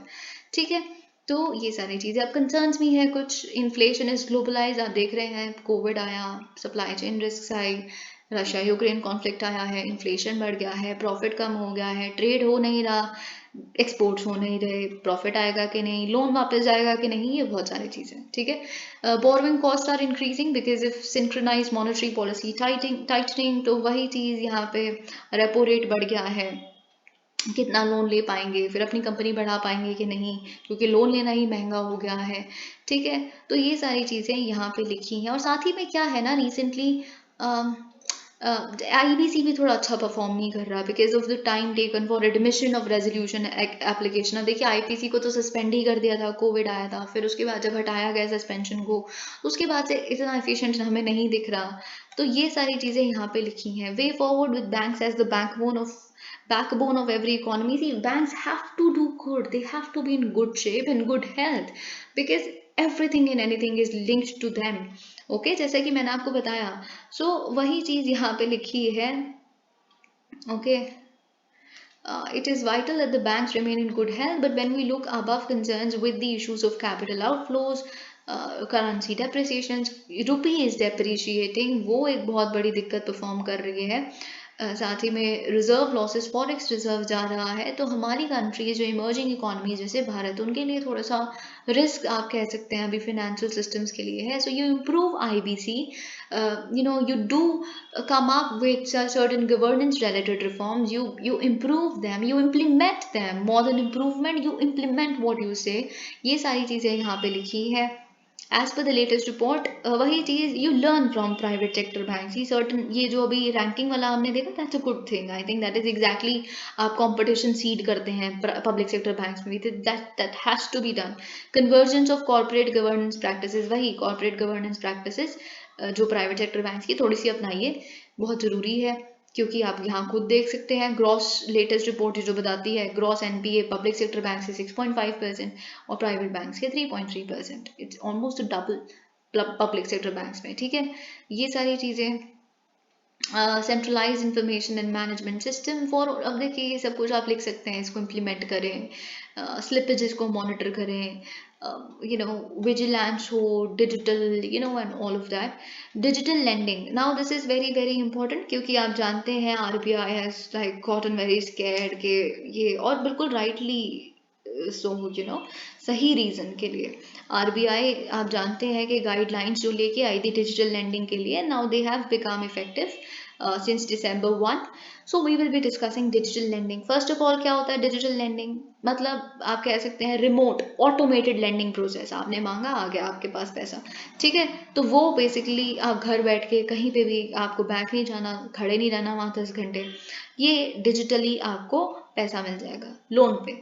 ठीक है, largely by use of seamless digital technologies for customer acquisition, credit assessment, loan approval, disbursement, सब कुछ ऑनलाइन, सब कुछ बहुत जल्दी, क्विक। कस्टमर एक्विजिशन हो, क्रेडिट असेसमेंट हो, लोन अप्रूवल होना, डिसबर्समेंट आपको मिल जाना, फिर उसकी रिकवरी भी ऑनलाइन ही, आपने ऑनलाइन ही पेमेंट करनी है। Associated customer services, help, feedback, सब कुछ ऑनलाइन, वो है डिजिटल लेंडिंग। ओके, तो ये चीज़ यहाँ पे लिखी है। अब कौन फैसिलिटेट करते हैं डिजिटल लेंडिंग को? डिजिटल लेंडिंग एप्स हैं, प्लेटफॉर्म्स हैं, DLAs जिसे हम कहते हैं। Now DLAs are mobile and web-based applications of the regulated entities that include banks and NBFCs as well as those operated by lending service providers engaged by REs। देखिए, आप जानते हैं रेगुलेटेड एंटिटीज़ के बारे में। रेगुलेटेड एंटिटीज़ क्या है? जिसको RBI रेगुलेट करती है, जिन बैंक्स को, रेगुलेटेड एंटिटीज़ हैं इस जगह पे। तो वो बैंक्स हो सकती हैं, NBFCs हो सकती हैं, कोऑपरेटिव बैंक्स हो सकते हैं। अब मैं बस आपको बता रही हूँ रेगुलेटेड एंटिटीज़ क्या होती है। तो अगर हम बात करें डिजिटल लेंडिंग ऐप्स या प्लेटफॉर्म्स क्या कौन होते हैं, ठीक है, तो वही आपको लेंडिंग देंगे ना, मतलब वही आपको लोन देंगे जो आप मांगेंगे डिजिटली सीमलेस वे में, क्विक मेथड के माध्यम से, ठीक है।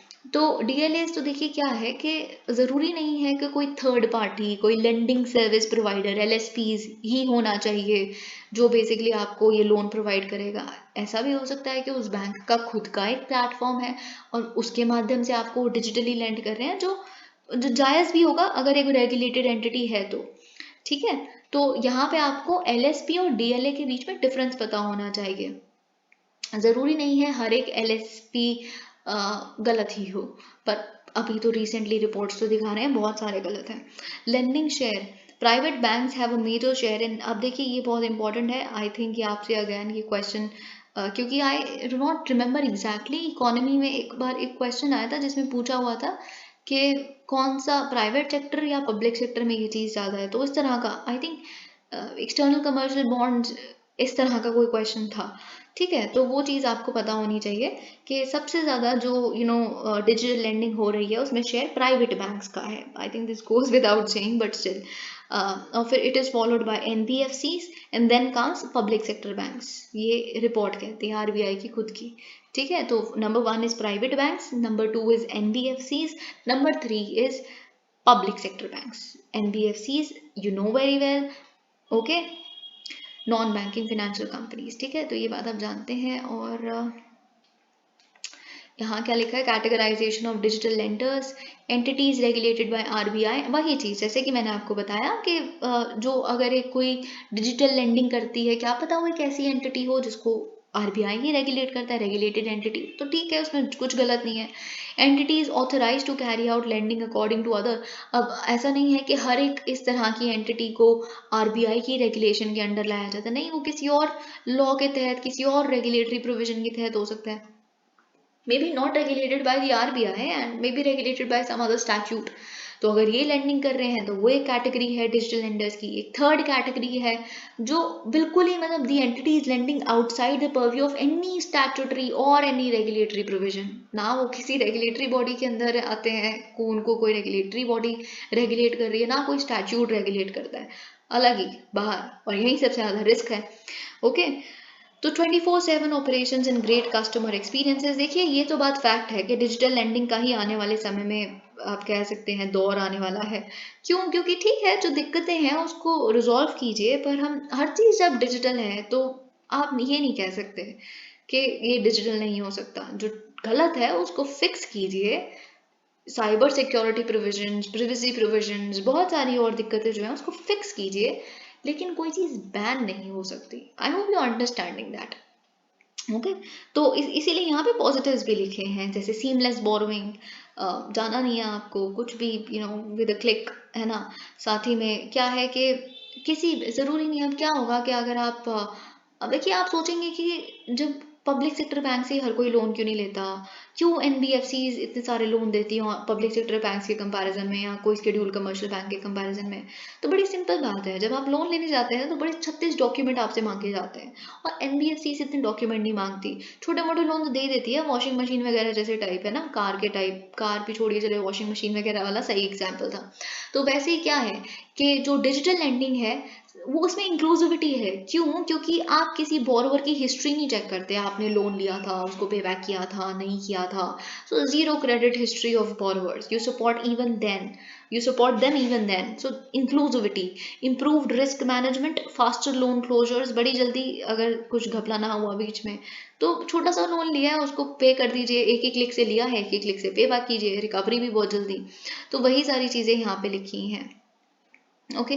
नीड फॉर गाइडलाइंस, अभी जो गाइडलाइंस इनटू इम्प्लीमेंटेशन आई है, ये ज़रूरत ही क्यों थी? क्योंकि बहुत ज़्यादा इलीगल लेंडिंग एप्स हम देख रहे हैं, इसी की वजह पैंडेमिक के समय पे सबसे पहली बात तो इसी ने नेसेसिटेट किया है फिनेंशियल इमरजेंसीज और unlimited access to banks and finance. अब देखिए क्या हुआ था पैंडेमिक की वजह से, बैंक्स नहीं जा पा रहे थे लोग, और आप ये भी जानते हैं कि बहुत बुरी स्थिति इकोनॉमिकली सबकी हो गई थी, nobody is getting the page and all of that. तो उसके बाद छोटी मोटी चीज़ें जो एसेंशियल है, फॉर एग्जांपल उसके लिए लोन चाहिए, कोई मेडिकल इक्विपमेंट के लिए अगर लोन चाहिए तो वो तो चाहिए ही ना। तो उस समय पे डिजिटल लेंडिंग बहुत प्रोलिफरेट की थी, ठीक है। तो it became the need of the hour, this resulted in the emergence of many fake. फिर उसके देखिए जब कुछ अच्छी चीज़ होती है तो फिर उसके साथ बुरी चीज़ें तो सबसे पहले आ जाती हैं, तो फेक और इलीगल लैंडिंग एप्स भी आ गई बहुत ज़्यादा, वो प्रोलिफरेट की तो ये भी प्रोलिफरेट कर गए। तो आरबीआई ने आइडेंटिफाई किया है कि देखिए 600 से ज़्यादा इलीगल लेंडिंग एप्स थी 2021 में, which is actually more than half of the total lending apps in India. आप खुद सोचिए, दिस इज ह्यूज। मतलब आपको नहीं पता कि अगर आपने कभी आपके कोई एनकाउंटर हुआ हो, कोई आपके सामने आया हो कुछ ऐसी ऐप जो आपको लगती हो लेजिटिमेट है, क्योंकि वो तो ऐसे ही दिखाते हैं कितने लोगों ने लोन ले लिया, millions of this millions of that, और वो इतने लोगों ने हमारा ऐप डाउनलोड किया हुआ है, 6 million trusted entities and all of that nonsense. तो वो लेकिन उसमें से आधे से ज़्यादा तो फेक निकले कंसर्न्स। और ये आरबीआई की रिपोर्ट कहती है कंसर्न्स विद डेटा प्रिवेसी। अब देखिए ये तो बहुत इंपॉर्टेंट, डिजिटली कुछ भी है, अगर आपको एक पॉइंट नहीं आता ना concern with data privacy, article 21 छाप के आओ वहाँ पे, अगर आंसर लिखने के लिए आ जाता है, ये तो गोज विदाउट सेइंग। तो वही चीज़ यहाँ पे लिखी है, अनरेगुलेटेड एंटिटीज। अब वही चीज़ क्या है यहाँ पे, if rent and NBFC model. तो यहीं पे बेसिकली मैं आपको समझाना चाहूँगी, जो हमने शुरुआत में बेसिकली एक मॉडल की बात की थी, जैसे आरबीआई कहता है, जैसे कि आप यहाँ पढ़ सकते हैं, रेंट एंड एनबीएफसी मॉडल। तो आरबीआई थोड़ा एप्रीहेंसिव है, लेकिन एप्रीहेंसिव होने के बाद भी गाइडलाइन पे कुछ लिखा नहीं है कि इसको डील करने के लिए क्या आरबीआई करेंगे, तो वो थोड़ा सा डिलेमा है हमारे लिए। तो देखिए क्या है, आप एफएलडीजी मॉडल, यानी कि फर्स्ट लॉस डिफॉल्ट गारंटी, यानी कि यहाँ पे जो लेंडिंग सर्विस प्रोवाइडर होता है, देखिए क्या है, एक आप है बोरोअर, ठीक है, और आप बोरोअर है और बीच में एक लेंडिंग सर्विस प्रोवाइडर है, और फिर एक बैंक या एनबीएफसी है जिससे लोन आएगा एक्चुअल में, ठीक है। तो लेंडिंग सर्विस प्रोवाइडर तो आप कह सकते हैं कि बस एक प्लेटफॉर्म प्रोवाइड कर रहा है लेंडिंग का, जो पैसा देना है, लोन देना है, वो एक बैंक ने या एनबीएफसी ने देना है, जिसे यहाँ पे आरबीआई कहता है रेंट एंड एनबीएफसी मॉडल। तो अब समझिए यहाँ पे क्या होता है कि एलएसपी क्या कहता है, एलएसपी कहता है कि अगर जिसको आप लोन दे रहे हो मिस्टर बैंक, जिसको आप लोन दे रहे हो, आप बिल्कुल टेंशन मत लो, हमारे साथ कॉन्ट्रैक्ट करो। जिसको आप लोन दोगे ना, अगर वो फर्स्ट जो वहाँ पे वो डिफॉल्ट भी कर देता है, ठीक है, तो एक कुछ उसका जो परसेंटेज है, मैक्सिमम परसेंटेज का जो वो है, वो मैं आपको पे करूंगा, do not worry at all, तो इसीलिए first loss default guarantee LSPs provide करते हैं। तो ये एक आरबीआई को लगा कि काफ़ी रिस्की चीज़ है, I hope you understand it. इसीलिए काफ़ी ज़्यादा एप्रीहेंसिव है आरबीआई इसको लेके, कि जो पहला कोई भी अगर आपसे लोन लेगा, उसका जो फर्स्ट डिफॉल्ट होगा वो बेसिकली हम वो आपको करके देंगे पूरा, ठीक है। तो ये चीज़ आपको पता होनी चाहिए। Just let me have water for a minute.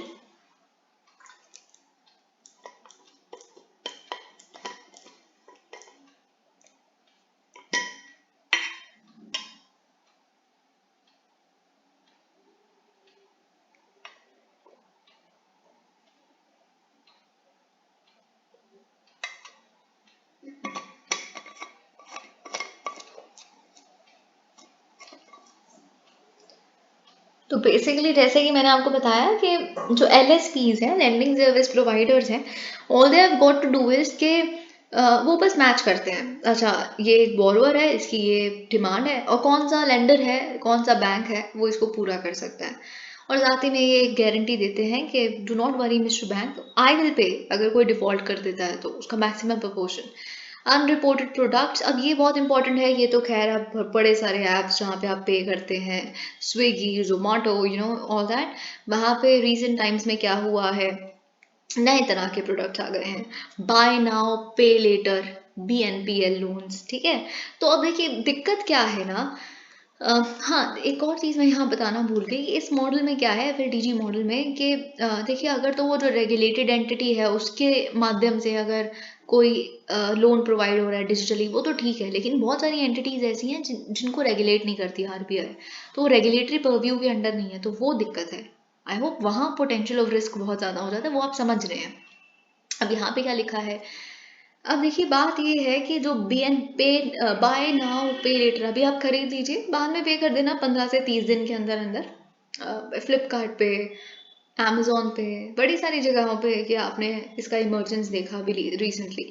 तो इसमें क्या है ना कि है तो ये लोन ही, है ना, है तो क्रेडिट, लेकिन इसको क्रेडिट की कैटेगरी में रखा नहीं जाना because it does not fall under the definition of credit. Okay, तो इसीलिए क्रेडिट ब्यूरोज को इसको रिपोर्ट भी नहीं किया जाता, तो यहाँ कोई डिफॉल्ट होता है, कोई पे बैक नहीं हो पाता है, और जो भी दिक्कत आती है उसका कोई रिकॉर्ड ही नहीं है। तो ये एक दिक्कत है, unreported products. Okay, rise in crypto lending, ये तो जैसे कि मैंने आपको बताया आरबीआई इस चीज़ को लेकर तो काफ़ी अप्रहेंसिव रहती है क्योंकि जो अनोनिमिटी आती है इसके साथ। Guidelines on digital lending applicability, तो ये डिजिटल लेंडिंग की जो गाइडलाइंस है किस किस पे एप्लीकेबल है हम देख लेते हैं। ऑल कमर्शियल बैंक्स, सारे कमर्शियल बैंक्स पे, प्राइमरी अर्बन कोऑपरेटिव बैंक्स पे, स्टेट कोऑपरेटिव बैंक्स पे, डिस्ट्रिक्ट सेंट्रल कोऑपरेटिव बैंक्स पे, एनबीएफसीज पे, इंक्लूडिंग हाउसिंग फाइनेंस कंपनीज। तो अगर हाउसिंग फाइनेंस कंपनीज एक ऑप्शन है, स्टेट कोऑपरेटिव बैंक्स ऑप्शन है, ऑल कमर्शियल बैंक्स, तो ये आपको पता होना चाहिए इन पे अप्लाई करेगा। Parameters, guidelines, customer protection and conduct requirements, तो हम गाइडलाइंस भी देख लेते हैं। कई गाइडलाइंस बहुत इंपॉर्टेंट है, वो आपको याद होनी चाहिए। आई थिंक पढ़ लेंगे तो इसमें कुछ रटने वाला है ही नहीं, बहुत आसानी से आपको सब कुछ याद हो जाएगा। तो गाइडलाइंस क्या है, कस्टमर प्रोटेक्शन एंड, देखिए राजमहल तो ये है ना कि कस्टमर डूब ना हो जाए, ठीक है। ये चीज, loan disbursal, servicing and repayment, all loan servicing, repayment etc shall be executed by the borrower directly in the regulated entity's bank account without any pass through account or pool account of any third party। यानी कि loan service provider या lending service provider कह दे जी हमारा एक और bank account है, अगर for example state bank of India है, मैं जस्ट एग्जांपल ले रही हूँ, स्टेट बैंक ऑफ इंडिया के बैंक अकाउंट में नहीं आप पे कर रहे जो आपने लोन लिया हुआ है, आप उस लेंडिंग सर्विस प्रोवाइडर की एक थर्ड पार्टी के किसी अकाउंट में पे कर रहे हैं, that is wrong, you can not do this. ये गाइडलाइन ये कहती है आप डायरेक्टली एसबीआई के उस बैंक अकाउंट में, क्योंकि आपने लोन तो एसबीआई से लिया है, ये तो बिचौलिया है, इंटरमीडिएट जिसे आप कहते हैं, nothing else. Okay, credit limit, there can be no automatic increase in credit limit without the explicit, यानी कि आपने ऑटोमेटिकली क्रेडिट लिमिट इंक्रीज कर दी, ठीक है, तो वो आप बोरोवर के कंसेंट के बिना नहीं कर सकते। Collection of fees, charges etcetera, तो जो भी एलएस फीस जो हैं, अब ये बहुत इंपॉर्टेंट है, ठीक है, अगर बाय चांस प्रीलिम्स में ये स्टेटमेंट लिखी है कि जो भी लेंडिंग सर्विस प्रोवाइडर, क्योंकि एक सर्विस तो वो प्रोवाइड कर ही रहे हैं, प्लेटफॉर्म तो दे रहे हैं, तो कुछ तो फीस उनकी भी बनती है, तो ये फीस बोरोवर पे करता है। जी नहीं, बोरोवर क्यों पे करेगा, बोरोवर ने थोड़ा कहा था, बोरोवर तो कह देगा स्टेट बैंक ऑफ इंडिया अपना कोई डिजिटल लेंडिंग ऐप ले आए, हमको क्या लेना देना, हम वहां से ले लेंगे लोन। तो ये कॉन्ट्रैक्ट आपने किया है यार, ये रेगुलेटेड एंटिटी ने किया है, तो जो ये फीस चार्ज जो भी है लेंडिंग सर्विस प्रोवाइडर को, वो ये रेगुलेटेड एंटिटी पे करेगी डायरेक्टली, ठीक है, not the borrower. I think this you must remember, और आपको लॉजिक समझना है हर चीज का। disclosures to borrowers, regulated entities shall provide a key fact statement, तो जो रेगुलेटेड एंटिटीज हैं उनको एक की फैक्ट स्टेटमेंट निकालना पड़ेगा, यही तो ट्रांसपेरेंसी है बोरोवर के लिए। उसमें बताना होगा कि देखिए क्या किस तरह का लोन हम आपको दे रहे हैं, क्या एनुअल परसेंटेज रेट है, एपीआर क्या है, रिकवरी मैकेनिज्म किस माध्यम से, मारपीट के निकालेंगे आपसे लोन रिकवर करेंगे क्या, जस्ट किडिंग, जो भी मैकेनिज्म है। अगर आपको कोई दिक्कत है तो क्या आप ग्रीवेंस रिड्रेस कैसे होगा आपका, क्या कूलिंग ऑफ पीरियड है, लुकअप पीरियड है। अब देखिए कूलिंग ऑफ पीरियड भी आपको पता होना चाहिए, क्योंकि हम कूलिंग ऑफ पीरियड से रिलेटेड आगे कुछ एक चीज डिस्कस करने वाले हैं। तो लोन्स में कूलिंग ऑफ पीरियड क्या होता है, या किसी भी कॉन्ट्रैक्ट में बेसिकली ये वो पीरियड होता है जब आप कैंसिल कर सकते हो या फिर अपने लोन अग्रीमेंट को विड्रॉ कर सकते हो, वो एक ऐसा टाइम होता है। अभी भी आप उसके जो आपको पैसा लिया है आपने, आप उसको वापस कर दीजिए, कह दीजिए नहीं ये लोन नहीं चाहिए भाई, वापस दे दो मेरे को, नहीं चाहिए मेरे को लोन वगैरह, है ना। तो ये बेसिकली कूलिंग ऑफ पीरियड है, when you can withdraw from this particular loan agreement जिसके साथ भी आपने किया है लेंडर के साथ। Grievance redressal, regulated entities shall ensure that they and the LSPs engaged by them shall have a nodal grievance. अब देखिए ये बहुत इंपॉर्टेंट है, regulated entities और जो LSPs हैं दोनों मिलके जो प्रोवाइड कर रहे हैं आपको सर्विस, इनका एक नोडल ग्रीवेंस रिड्रेसल ऑफिसर होना चाहिए टू डील विद फिनटेक और डिजिटल लेंडिंग रिलेटेड कंप्लेंट्स और issues raised by the borrowers. The borrower is allowed to complain over the complaint management system portal under the okay. अब borrower क्या है आप जानते हैं, रिसेंटली आरबीआई क्या लेके आई है, इंटीग्रेटेड ऑम्बड्समैन स्कीम. ऑम्बड्समैन क्या होता है, लोकपाल. आप पढ़ते हैं लोकपाल, लोकायुक्ता, ठीक है, स्वीडन आप बहुत बार पढ़ते हैं, ठीक है, वहां से आया है कि बीच में अगर कुछ करप्शन हो या कोई भी दिक्कत हो इस तरह की तो आप ओम्बड्समैन को कंप्लेंट कर सकते हैं, राइट. तो हर कोई भी तरह की ग्रीवेंस हो, आरबीआई ने कहा है कि आप ये कंप्लेन यहाँ कंप्लेन मैनेजमेंट सिस्टम पे लेके जा सकते हो.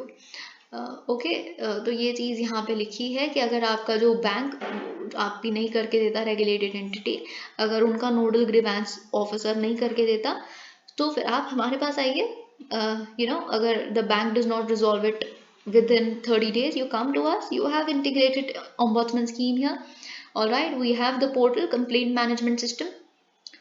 Technology and data requirement, collection, usage and sharing of data with third parties. ये तो this should go without saying कि आप बेसिकली जो डेटा कलेक्ट कर रहे हैं, जो डिजिटल लेंडिंग एप्स हैं जो भी, वो नीड बेस्ड होना चाहिए. फालतू का डेटा, आपको लोन देने के लिए वो इन्फॉर्मेशन चाहिए ही नहीं, आप क्यों कलेक्ट करेंगे, ठीक है. और आप जो डेटा कलेक्ट भी कर रहे हैं, you should have prior and explicit consent of the borrower. उसको पता होना चाहिए वो किस चीज़ पे साइन कर रहा है, किस पे नहीं. साइन इन द सेंस किस चीज़ को अग्री कर रहा है, किसको नहीं, ठीक है. तो ये चीज़ बहुत इंपॉर्टेंट है. स्टोरेज ऑफ डेटा, अब अगेन वही चीज़ कि आप पर्सनल इंफॉर्मेशन को नहीं स्टोर कर सकते, जो DLA है या LSP है ऑफ बोरोवर्स, एक्सेप्ट कुछ बेसिक इन्फॉर्मेशन मिनिमल जो आप रख सकते हैं, जैसे नाम रख सकते हैं, एड्रेस रख सकते हैं, कॉन्टैक्ट डिटेल्स रख सकते हैं, और फालतू कुछ भी नहीं रख सकते. कोई बायोमेट्रिक डेटा स्टोर भी नहीं होगा, ना कलेक्ट होगा, चाहिए ही नहीं. बायोमेट्रिक डेटा क्यों चाहिए आपको लोन देने के लिए, ठीक है. तो ये आपको पता होना चाहिए. अगर बाय चांस एक स्टेटमेंट है and you don't know even that, so that could create a problem for you. Okay, the borrowers must be informed. Okay, कैसे स्टोरेज हो रही है ये आपको पता है. ये तो बेसिक रैशनल है डिजिटल किसी भी चीज़ का, किसी भी ऐप का, किसी भी चीज़ का, ठीक है. Regulatory framework, reporting of loans. Regulated entities are required to ensure that any lending done through DLAs has to be reported to credit information companies irrespective. अब देखिए वो चीज़ है कि जो भी आप lending कर रहे हैं डिजिटल लेंडिंग एप्स के माध्यम से, आप उसे रिपोर्ट कीजिए टू क्रेडिट इंफॉर्मेशन कंपनीज, चाहे वो किस भी तरह का उसका नेचर हो, लोन का, बिजनेस लोन हो, कोई भी लोन हो, और कितने भी टेन्योर उसका हो. बेसिकली 10 साल में वापस आना है, 2 साल में, 2 महीने में वापस आना है. You must be knowing and you must be conveying this information to the credit information companies. Credit information company क्या करती है, एक्चुअली उनके पास रिकॉर्ड रहता है कि अच्छा ये विलफुल डिफॉल्टर है, हैबिचुअल डिफॉल्टर है, ये जो बोरोवर है इसको इसको देना नहीं आगे से पैसा. मतलब वो इन्फॉर्मेशन देना नहीं पैसा, वो तो आप नहीं डिसाइड कर सकते. खैर आप बाकी फिर बैंकों को बताते हैं कि अच्छा देख लीजिए आप अपने रिस्क पे दे रहे हैं, ये बहुत भारी डिफॉल्ट कर चुका है. या फिर उसी तरह की इन्फॉर्मेशन क्रेडिट रिलेटेड एक बैंक की भी रखना कि बैंक ही बेकार है, बैंक ये नहीं कर पा रहा, गवर्नेंस नहीं है, ये नहीं. तो ये इस तरह की पता होता है कि ये रिस्की है, उसको फिर भी एक हैबिचुअल इस तरह के लोगों को यही लैंड करने में बहुत खुशी इनको मिलती है, तो हम भी कुछ नहीं कर सकते. तो ये इस तरह की इन्फॉर्मेशन बेसिकली, तो ये इन्फॉर्मेशन अब डिजिटल लेंडिंग एप्स को भी कन्वे करनी है. Lending through the buy now pay later model also needs to be. अब ये बहुत इंपॉर्टेंट है. अब ये भी क्रेडिट में आप सॉर्ट ऑफ कह सकते हैं आ गया, bye now pay later model वाली जो उस पर आप लैंडिंग कर रहे हैं, लैंडिंग कर रहे हैं ना आप उसमें भी, क्या मतलब उसको कह रहे हैं कि नहीं अरे ये तो एक ऐसी है थोड़ा बहुत है ना, यू कैन डू दैट. तो for that credit also you will have to report to the CIC. तो ये एक इम्पॉर्टेंट चीज़ है जो आई थिंक आपको लग सकता है नहीं ये नहीं होगा, ये तो ऐसे ही है, ये लेकिन स्टेटमेंट आपको पता होनी चाहिए. कूलिंग ऑफ और lookup period. Cooling off period जैसे कि मैंने आपको बात बताई अभी, a borrower shall be given an explicit option to exit digital loan. आपने जो डिजिटल लोन लिया है आपको ऑप्शन मिलना चाहिए, अगर आप उसको कूलिंग ऑफ पीरियड के विद इन उसको एग्जिट करना चाहते हैं, आपको वो लोन नहीं चाहिए, आप वो प्रिंसिपल अमाउंट पे करिए और जो थोड़ा बहुत आपका APR बनता है वो भी आप किसी भी पेनल्टी के बिना प्रोपोर्शनल APR को पे बैक कीजिए, जो थोड़ा कितने ही दिन हुए होंगे आपको आप पे कर दीजिए, बस बात खत्म। ठीक है, फिर ये सारी चीज़ें यहाँ पे लिखी हैं। इश्यूज विद द गाइडलाइंस, अब देखिए सबसे बड़ा इशू तो ये है कोई क्लैरिटी नहीं है first loss default guarantee system पे, पता ही नहीं है, आपको दिक्कत है, आपने रिस्क वहां पे देखा लेकिन क्या मतलब वो अलाउड है नहीं अलाउड है, आपने BNPL पे तो बोल दिया बाय नाउ पे लेटर पे, you said nothing about it, you should have said something about it. अब यहाँ पे नथिंग इन द सेंस, यहाँ पे जो आपने बात भी की है सर्विस प्रोवाइडर ये प्रोवाइडर, लेकिन एग्जैक्टली बहुत सारी चीज़ों पे क्लैरिटी नहीं है। ओके, जैसे यहाँ पे लिखा है कि थर्ड पार्टी अगर हो तो थर्ड पार्टी को क्या करना है, उसको कोई किसी तरह की रजिस्ट्रेशन करवानी है LSPs को, मतलब ये सारी चीज़ें यहाँ पे नहीं लिखी हैं। Okay, the way forward specific guidelines are needed whether FLDG arrangements between RE and non RE are allowed, मतलब क्या रेगुलेटेड एंटिटी अलाउड ही नहीं है, जैसे अभी आपने बोला या अलाउड, मतलब स्टार्टिंग में हम देख रहे थे कि रिस्क है कि वो जो एंटिटी है जो पीछे मैन्युफैक्चरर के रूप में जो लोन दे रही है वो रेगुलेटेड नहीं है और वो रिस्क पोज करती है, तो फिर क्या वो नॉन रेगुलेटेड एंटिटी जो जो आपके पर्व्यू के अंडर ही नहीं आ रही, फिर वो आपको रिपोर्ट क्यों करेगी, कुछ समझ नहीं आ रहा। ठीक है, ये चीज़ यहाँ पे बेसिकली लिखी है। Recategorization of urban cooperative banks. Now what is this? अब देखिए क्या लिखा है यहाँ पे, RBI ने अनाउंस किया है कि देखिए अब जो अर्बन कोऑपरेटिव बैंक्स हैं उसको हम 4 कैटेगरीज में 4 टीयर्स में बांट रहे हैं। और क्यों बांट रहे हैं, रैशनल क्यों है, सबसे पहले तो हमें ये पता होना चाहिए कोई चीज़ हो रही है तो क्यों हो रही है। जब आपको पर्पस पता होगा ना, आप बहुत सारी चीज़ों के एलिमिनेशन खुद कर देंगे गलत स्टेटमेंट्स के, क्योंकि आपको ना भी पता हो उसके बारे में, बस पर्पस पता है, अच्छा ये लाया क्यों गया था, ये स्कीम आई थी तो कोई दिक्कत होगी उससे पहले इसलिए उसको कर्व करने के लिए लाई होगी, तो वही चीज़, तो यहाँ क्या दिक्कत आ रही थी कि एक होमोजेनस 2 टीयर में बांटा गया था अर्बन कोऑपरेटिव बैंक्स को, और मतलब एक आप कह सकते हैं वो सेंसलेस ही कहेंगे, सेंसलेस तो खैर थोड़ा बुरा शब्द हो गया, पर स्टिल हर तरह का कोऑपरेटिव बैंक एक दूसरी कैटेगरी में आ सकता है और फिर उसको रेगुलेट करने का दूसरा तरीका हो सकता है, तो सबके लिए एक ही one size fits all regulation नहीं हो सकती। ठीक है, तो जो गाइडलाइंस एक पर्टिकुलर टाइप ऑफ UCB पे अप्लाई कर रही है जरूरी नहीं है दूसरी कैटेगरी पे भी अप्लाई करे, तो इसलिए कैटेगरीज में बांट दीजिए, हर एक कैटेगरी के लिए अपनी अपनी गाइडलाइन है, वो यहाँ पे रैशनल है। कैटेगराइजेशन ऑफ UCBs, तो यहाँ पे आप हम देख सकते हैं टीयर 1 के लिए क्या है, टीयर 1 के लिए बेसिकली जो आपका डिपॉजिट्स है it should be up to ₹100 crore. Tier 2 के लिए अगर आप इस कैटेगरी में आते हैं तो क्या कौन हो आप, आपके जो डिपॉजिट्स हैं it should be more than 100 crore rupees and up to ₹1000 crore. Tier three में बेसिकली जो आपके डिपॉजिट्स हैं more than ₹1000 crore and up to ₹10,000 crore. Then tier 4 of course deposits more than ₹10,000 crore. Okay, तो ये बेसिकली यहाँ पे टीयर्स हमने देख लिए। और यहाँ पे क्या लिखा है, क्यों रेकमेंड किया गया, कौन सी कमिटी ने रेकमेंड किया, एक एक्सपर्ट कमिटी ऑन UCBs बैठी थी for strengthening the financial soundness of UCBs। ठीक है, तो उन्होंने ये रेकमेंड किया है एग्जिस्टिंग रेगुलेटरी फ्रेमवर्क, जैसे कि मैंने आपको बताया 2 टीयर्स में टीयर 1 टीयर 2 था, तो उसको हमने यहाँ पे चेंज किया है, रीस्ट्रक्चर किया है। ये कमेटी का नाम क्या है, 2021 में से इस्टेब्लिश किया गया था अंडर द चेयरमैनशिप, अब ये बहुत इंपॉर्टेंट है, कभी कभी व्हाट UPSC डज इज मतलब वो पूछती है Vishwanathan committee recently seen in news is related to what, तो नीचे लिखा होगा NPAs, एक लिखा होगा डिजिटल लैंडिंग, फिर एक लिखा होगा UCBs अर्बन कोऑपरेटिव बैंक्स, तो वो आंसर सही है। UPSC does this, pick up the PYQs and identify such kind of questions। तो श्री NS विश्वनाथन कमेटी जो बैठी थी, he was the deputy governor of RBI। आप बहुत सारी कमिटीज पढ़ते हैं ना, आप जाजा कमेटी पढ़ते हैं किससे रिलेटेड है, ट्राइबल वेलफेयर से रिलेटेड है, आप नंदन नीलकानी बहुत सारी इस तरह की आप पढ़ते हैं, NPA से रिलेटेड भी बहुत सारी कमिटीज हैं, यू शुड एटलीस्ट रिमेंबर कुछ कुछ स्पेसिफिक इंपॉर्टेंट चीज़ें। ठीक है, तो उन्होंने ये रेकमेंड किया। ऑफ कोर्स जो कैटेगराइजेशन हो रही है, अगर प्रीलिम्स में एक स्टेटमेंट ये है the new 4 tiered UCB structure is based on the size of deposits of the bank, then that is correct। अब यहाँ पे कुछ भी लिखा हो सकता है, मे बी UPSC लिख दे के the new categorization is based on say is based on the turnover of the UCBs. ठीक है, तो आप यहाँ पे पढ़ने की कोशिश कीजिए कि क्या लिखा है। अदर रिवाइज रेगुलेटरी फ्रेमवर्क, अब देखिए कुछ और रेगुलेटरी फ्रेमवर्क भी आया है।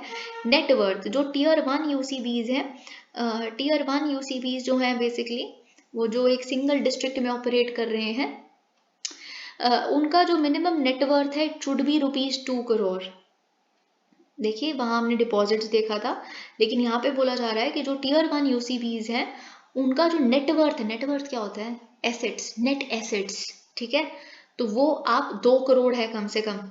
और अगर आप किसी भी और टीयर में बिलोंग करते हैं, टीयर 2, टीयर 3, टीयर 4, तो आपका मिनिमम नेटवर्थ 5 करोड़ होना चाहिए। डिपॉजिट्स बाद में रखिए, डिपॉजिट के बेसिस पे तो हमने क्लासिफिकेशन की है ना, लेकिन आप इसमें अगर बिलोंग करते हैं तो आपका मिनिमम 2 करोड़ होना चाहिए नेटवर्थ। अगर आप इनमें किसी में बिलोंग करते हैं तो आपका मिनिमम 5 करोड़ होना चाहिए। ये यहाँ पे बात की जा रही है। आप साउंड तो हैं, आपकी फिनेंशियल साउंडनेस को बेसिकली बरकरार रखने के लिए ये बात बोली जा रही है। UCBs which currently do not meet the minimum net worth requirement, तो अगर आप ये रिक्वायरमेंट जो हमने बोली है अगर आप इसे मीट नहीं करते, कोई बात नहीं, आप यूसीबी तो है, तो आप फेज्ड मैनर में ये मिनिमम नेटवर्थ तक पहुंच जाइए। तो ये यहाँ पे बात बोली गई है। हाँ देखिए यहाँ पे क्या लिखा है, capital to risk weighted assets ratio. Again if you read about Basel norms, you read about global financial crisis, banking and all, I think banking is the most important economy का पोर्शन जो आपको prepare करके जाना चाहिए prelims के लिए। You pick up the papers and you will realise कि सबसे ज़्यादा क्वेश्चंस बैंकिंग से ही आए हैं।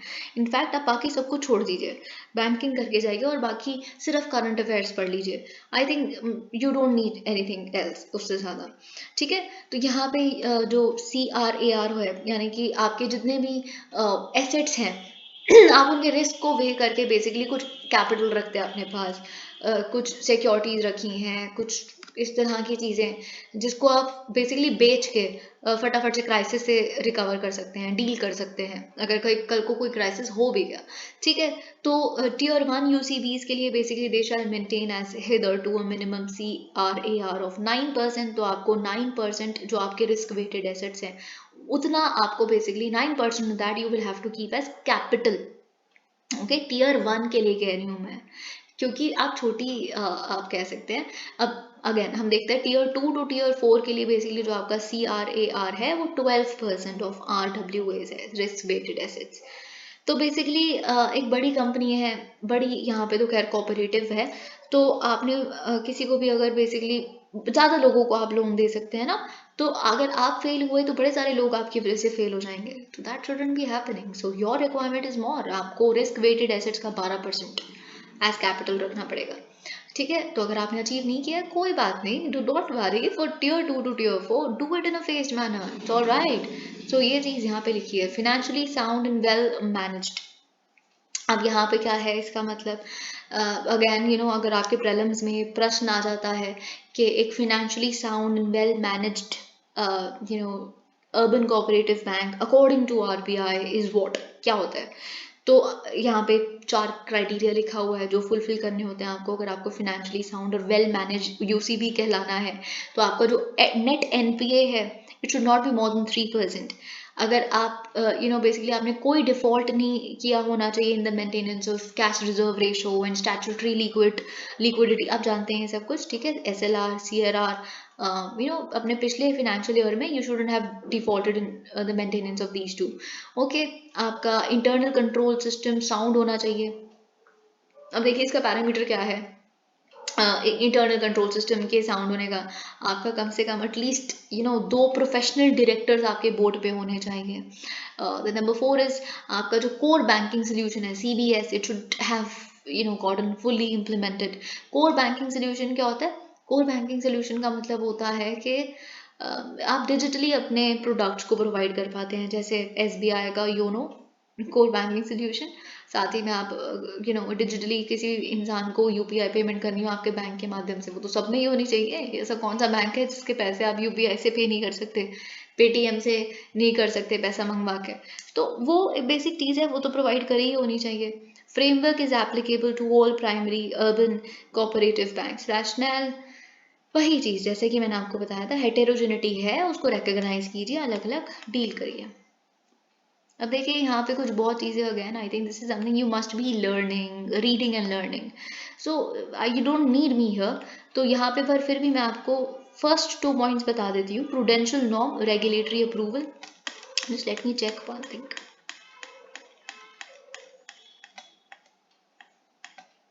ओके, अभी हम स्वॉट एनालिसिस भी देखेंगे। स्वॉट एनालिसिस एक ऐसी चीज़ है जो आपको अपने आंसर में लिखनी चाहिए। I think it's quite influential, मतलब अगर हम देख रहे हैं तो हमें लग रहा है oh you know gen C people writing about this good thing. Okay, तो यहाँ पे क्या लिखा है, अब देखिए यहाँ पे कंपैरिजन किया गया है रेगुलेटरी फ्रेमवर्क को यूसीपीस के लिए, यूनिवर्सल बैंक्स के लिए, स्मॉल फाइनेंस बैंक के लिए, रीजनल रूरल बैंक के लिए। तो हम देख लेते हैं क्या रेगुलेटरी कैपिटल एडिक्वेसी।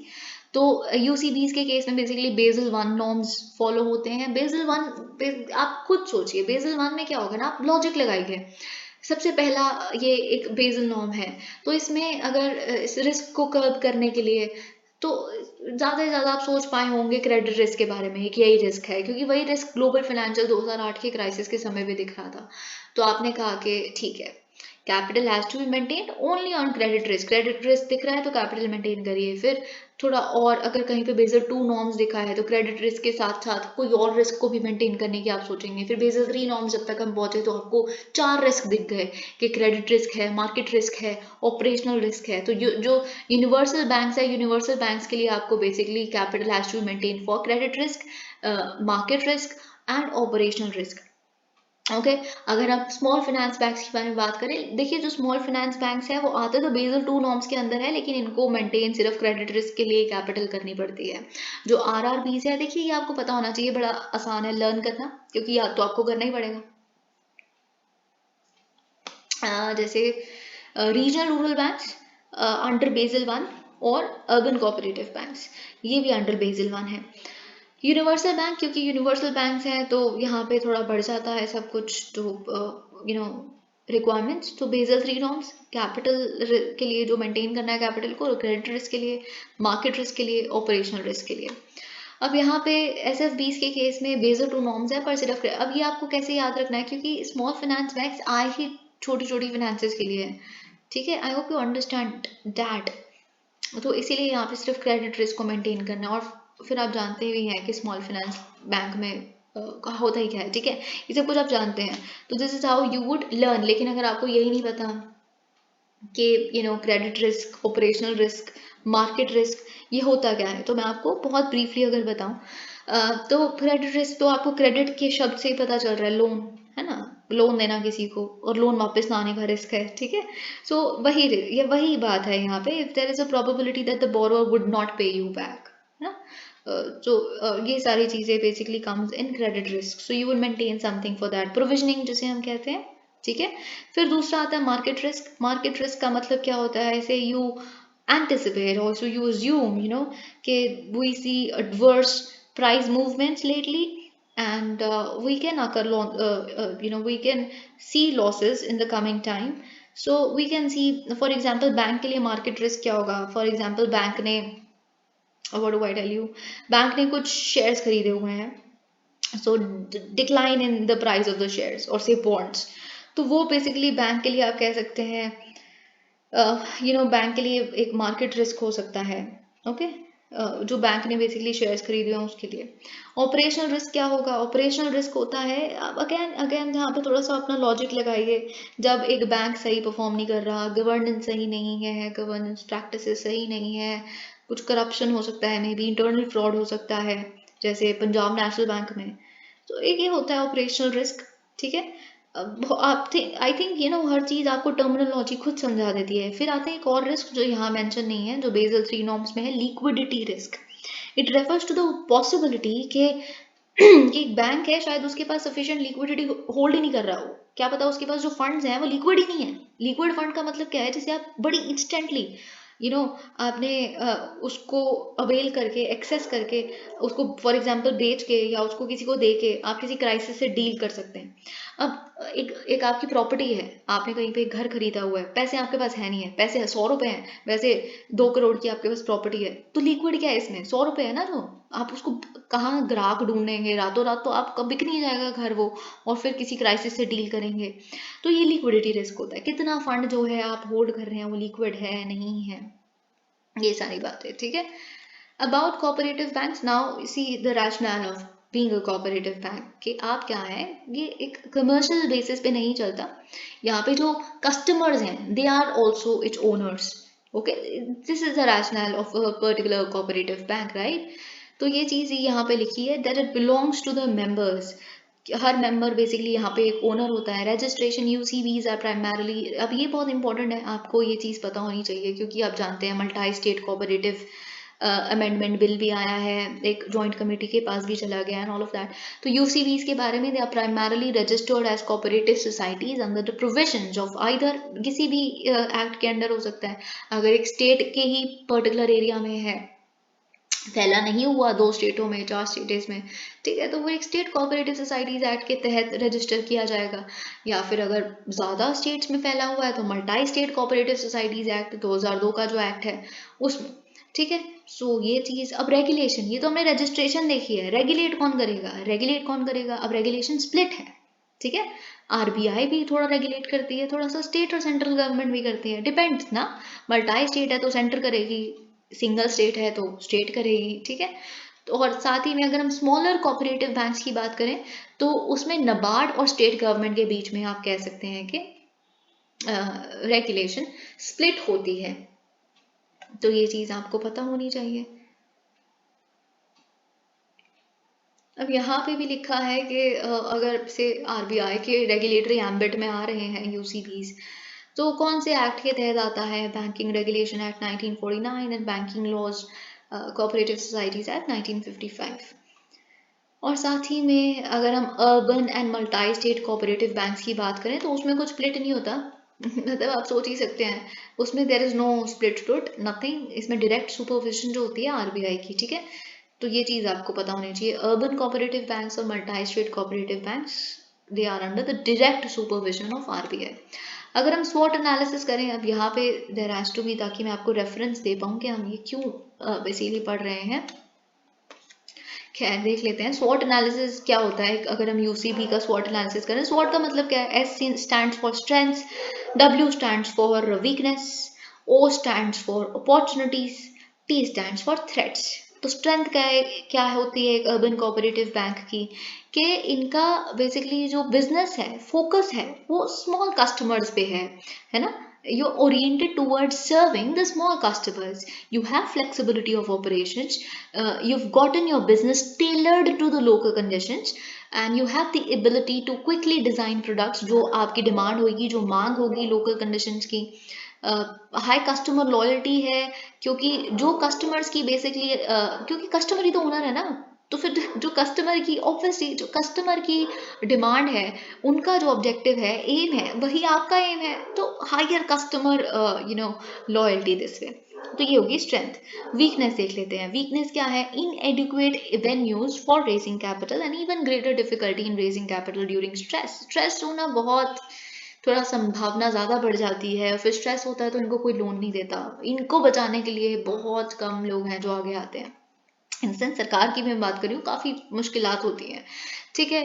और साथ ही में पुअर कॉर्पोरेट गवर्नेंस भी हमने देखी गई है, प्रोफेशनल मैनेजमेंट का थोड़ा यहाँ पे लैक है, weak internal control and audit system, auditing की बहुत बड़ी दिक्कत है यहाँ पे, जो कह रहे हैं वो सच है कि नहीं ये थोड़ा सा यहाँ पे पता नहीं लगाया जाता।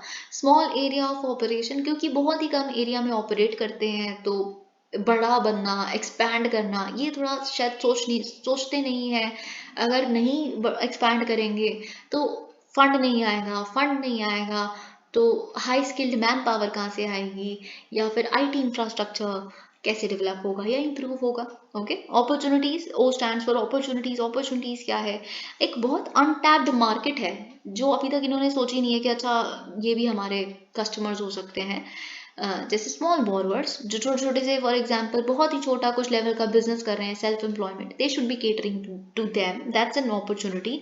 Huge business potential emanating from financial inclusion initiatives, they should be participating a lot into it. और साथ ही में थर्ड पार्टी प्रोडक्ट्स ऑफर कर सकते हैं, डिजिटल पेमेंट्स ऑफर कर सकते हैं, छोटे छोटे लोन्स देके बिल्कुल कर सकते हैं. Likely boost after establishment of यूओ, अभी हम देखेंगे अम्ब्रेला ऑर्गेनाइजेशन के बारे में. ठीक है. थ्रेट्स क्या है एक्यूट कंपटीशन के. देखिए ना, ऐसा है कि छोटे छोटे लोन्स बहुत सारे लोग प्रोवाइड कर रहे हैं. अभी हमने डिजिटल लैंडिंग ऐप्स देखी, वो कर रही हैं चाहे फेक ही हैं तो सही कंपेटिटर्स. MFIs हैं, माइक्रो फाइनेंशियल इंस्टीट्यूशंस, और छोटे छोटे से फिनटेक्स हैं. So you have a lot of competition here. Dent to the image of UCBs. अब देखिए बात ये है ना कि UCBs का दिमाग में नाम आते ही आ जाता है कि अरे अभी तो फेलियर देखे थे हमने, Maharashtra cooperative bank, this cooperative bank, all of that. So you have a negative image of UCBs. Shift in customer preference towards digital channels of banking. This of course you know. अब देखिए banking regulation, recent steps क्या लिए गए हैं. I think बहुत important, बहुत easy, बहुत खुद से भी आप लिख सकते हैं. 3-4 यहाँ पे आपको मिल रहे हैं. जो बैंकिंग रेगुलेशन अमेंडमेंट एक्ट 2020 में जो लाया गया था, इस अगेन वेरी इंपॉर्टेंट, 2020 का है तो यूपीएससी एक्सपेक्ट करेगा कि आपको पता नहीं होगा. और अगर आपने ये वीडियो सुनी है, देखी है, ये कंटेंट पढ़ा है खुद से, तो आप आंसर दे देंगे, क्योंकि उस समय बहुत सारे क्राइसिस हो रहे थे यूसीबी से रिलेटेड. तो एक अमेंडमेंट लाई गई थी बैंकिंग रेगुलेशन एक्ट में. उसके तहत क्या हुआ था, ग्रेटर रेगुलेटरी पावर्स मिल गई थी आरबीआई को. पहले क्या होता था, देखिए जो बैंकिंग रिलेटेड फंक्शंस होते थे एक यूसीबी के, वो आरबीआई रेगुलेट करती थी बैंकिंग रिलेटेड फंक्शंस. लेकिन वही बैंकिंग रेगुलेशन एक्ट के तहत, लेकिन जो इनकॉर्पोरेशन, मैनेजमेंट, ऑडिट अगर वाइंड अप करना हो, बंदी करना हो यूसीबी को, ये सारी चीज़ें जो होती थी वो कोऑपरेटिव सोसाइटीज़ के जो एक्ट्स होते थे, वो concerned particular cooperative societies act, वो डिसाइड करते होते थे. तो अभी क्या है, लेकिन अभी हम देख लेते हैं, अभी सब कुछ मैनेजमेंट, गवर्नेंस, ऑडिट, बोर्ड कैसा बैठेगा, नहीं बैठेगा, वाइंडिंग अप कैसे होगी, रिकंस्ट्रक्शन, एमैल्गमेशन, मर्जर, एक्विजिशन, ये सब कुछ इस तरह की जो कोऑपरेटिव बैंक्स की चीज़ें हैं वो आरबीआई के परव्यू में आ गई हैं. So of course it has sort of led to improvement in the quality of the management and the standards of their cooperative governance. ये चीज़ तो आप लिखेंगे. साथ ही में सुपरवाइजरी एक्शन फ्रेमवर्क, SAF, जो आप जानते हैं शेड्यूल्ड कमर्शियल बैंक्स के लिए PCA framework, prompt corrective action. तो अगर एक स्टेटमेंट ये लिखी है शेड्यूल्ड कमर्शियल बैंक्स के लिए PCA होता है, कोऑपरेटिव बैंक्स के लिए SAF होता है, दैट्स ट्रू. PCA क्या होता है, अगर फॉर एग्जांपल हमें पता है कि इस पर्टिकुलर बैंक की हालत बहुत ख़राब है, तो आरबीआई क्या करेगी, उसको प्रॉम्प्ट करेक्टिव एक्शन फ्रेमवर्क में रख देगी. मतलब जल्दी जल्दी इसको बचाना है. क्या करेंगे अब उसके लिए, आप कहेंगे कि देखिए अभी कुछ समय के लिए इस बैंक में से कोई विड्रॉ नहीं कर सकता डिपॉजिटर, क्योंकि बैंकरप्टी हो जाएगा ना. क्योंकि अगर किसी एक बंदे ने विड्रॉ किया, 2 ने किया, 3 ने किया, वो पूरे मोहल्ले में बता देंगे अरे जल्दी जल्दी विड्रॉ कर लो, बैंक कोलैप्स होने वाला, और रूमर्स फैल जाएंगे, बैंक ना भी कोलैप्स होना, कोलैप्स हो जाता है. तो इस तरह की चीज़ें, या विड्रॉल लिमिट लगा दी जाती है, 10,000 ही कर सकते हैं. तो इससे बेसिकली बैंक को बचाने की कोशिश की जाती है. कमर्शियल बैंक्स की मैं बात कर रही हूँ, लेकिन अगर हम बात करें यूसीबीज के केस में SAF होता है. सेम मेथड है. इसी तरह की expeditious resolution of financial stress होता है, इसमें भी सेम तरह के मेजर्स अपनाए जाते हैं. ठीक है. ओके, अम्ब्रेला ऑर्गेनाइजेशन UO जो हम अभी डिस्कस कर रहे थे, तो ये भी आपको पता होना चाहिए कि UO can act as a self. इसमें मतलब आरबीआई ने क्या अप्लाई किया, मतलब अलाउ किया हुआ है कि you can set up an umbrella organization for the UCB sector, urban cooperative bank sector. So what would an umbrella organization like, मतलब कैसी होगी, मतलब क्या होगा, एक सेल्फ रेगुलेटरी बॉडी के जो यूसीबीज हैं वो खुद ही मिलके एक खुद सेल्फ रेगुलेटरी बॉडी एस्टैब्लिश करेंगे. स्मॉल यूसीबीज के लिए ये होगा बेसिकली. और उसकी जो वो बेसिकली सेल्फ रेगुलेटरी बॉडी है, उसका जो पेड अप कैपिटल है वो 300 करोड़ के करीब होना चाहिए, क्योंकि इतना तो होगा ही ना. कल को कोई किसी एक पर्टिकुलर छोटे यूसीबी को दिक्कत आती है तो उसको कैपिटल सपोर्ट करना हो, उसको डिस्ट्रेस से निकालना हो, सो जब भी आपको नीड पड़ेगी तो ये बचा पाए, तो ये सेल्फ रेगुलेटरी बॉडी करेगा. ये अम्ब्रेला ऑर्गेनाइजेशन का कॉन्सेप्ट है. ओके, तो ये आपको पता होना चाहिए. Okay, so this we have done. Pension system in India. अब देखिए ये वो है OPS और NPS के बारे में. तो देखिए आप जानते हैं कितने सारे इलेक्शंस में OPS दोबारा प्रॉमिस किया जा रहा है. चाहे वो हिमाचल का इलेक्शन हो, अभी रिसेंटली देखा हमने, गुजरात के इलेक्शन में हमने देखा. So, Mr. Kejriwal is talking about his about it, Congress party is talking about it, although I'm like ये एक चीज़ है जो इकोनॉमिकली गलत है और पॉलिटिकली भी गलत है कहीं ना कहीं, और ये चीज़ हम डिस्कस कर चुके हैं। क्योंकि देखिए बात ये है कि आप श्रीलंका देख लीजिए ना, कुछ ही समय पहले जस्ट जिस जिस जनता ने आपको थंपिंग मेजोरिटी से जिताया मिस्टर राजापाक्सा को, उसी जनता ने आपको चप्पलें मार मार के अपने देश से निकाल दिया। मजबूर हो गए ना आप निकलने के लिए, क्योंकि बैड इकोनॉमिक्स। आपने प्रॉमिस किया कि आप टैक्स हटा देंगे, बिल्कुल ही एकदम मिनिमम टैक्स लेंगे, ये करेंगे वो करेंगे, और देखिए फिर क्या फेलियर निकला उसका। तो इस तरह की जो इकोनॉमिकली वायबल नहीं है चीज़ें, सस्टेनेबल नहीं है, वो प्रॉमिस भी नहीं करनी चाहिए पोल्स में। लेकिन अनफॉर्चुनेटली आप कहेंगे ऐसी तो कोई पॉलिटिकल पार्टी नहीं है, चाहे वो सब्सिडीज हो। अब देखिए वही चीज़ है, कोई चीज़ किसी पॉलिटिकल पार्टी के लिए सब्सिडी है तो कोई चीज़ उसको फ्री भी कह देते हैं। अपनी पॉलिटिकल पार्टी कर रही है तो सब्सिडीज हो जाता है, दूसरी पॉलिटिकल पार्टी कर रही है तो फ्री भी हो जाता है। उस पॉलिटिक्स में हम नहीं जा रहे, पर OPS is definitely bad economics and bad politics also, because this Janata only would एक समय पे आपके खिलाफ हो सकती है। क्योंकि अल्टीमेटली देखिए क्या है कि यंग पॉपुलेशन जब आपके खिलाफ हो गई तो फिर क्या करेंगे। अब तो ऐसा नहीं है, बीजेपी इज ऑल्सो कहीं एक दो जगहों पे उन्होंने महाराष्ट्र में for example they gone back on NPS, they said कि हमें कोई दिक्कत नहीं है, हम ओपीएस लाएंगे अगर जनता ये चाहती है। तो ऐसे हो रहा है लेटली। तो हम पॉलिटिक्स में नहीं जा रहे, बस मैं आपको बता रही हूँ कि इकोनॉमिकली ठीक क्यों नहीं है। क्योंकि आपसे ये प्रश्न तो यही आएगा ना अगर मेंस में आया तो, what which of the pension schemes do you believe is more economically viable, why, state reasons justify, इस तरह के क्वेश्चन आएंगे। ठीक है, तो हम देख लेते हैं डिफरेंस है क्या। पहले थोड़ा पेंशन के बारे में देख लेते हैं। देखिए पेंशन बहुत एक इम्पॉर्टेंट चीज़ है, सोशल सिक्योरिटी एक आप कह सकते हैं नेट प्रोवाइड करती है, गारंटीड इनकम आपके रिटायरमेंट के बाद स्पेशली ओल्ड एज में। और साथ ही में टैक्स एफिशिएंट भी है। जैसे अभी हमने बजट डिस्कस किया तो उसमें टैक्स डिडक्शंस के बारे में देखा कि एक आप पर्टिकुलर जैसे 7 लाख हो गया, पहले 5 लाख था, 5 लाख के ऊपर आपकी अगर इनकम जाती है तो आप फॉर एग्जांपल किसी पेंशन प्लान को लेते हैं तो वो टैक्स वहाँ टैक्स डिडक्शन आपको मिल जाता है। और साथ ही में फिर जो पेंशन बाद में आप निकालते हैं तो आप लम सम फॉर एग्जांपल 60% आपने ऐसी मनी का मनी निकाल लिया जो भी आपका इकट्ठा हुआ होगा पूरी ज़िंदगी कमाया जो आपने, उसका 60% आपने पेंशन के रूप में कह रही हूँ जो आपने अलग अलग रखना शुरू किया, 60% आप एक ही बार में निकाल सकते हैं, विड्रॉ कर सकते हैं, उस पर कोई टैक्स नहीं होता।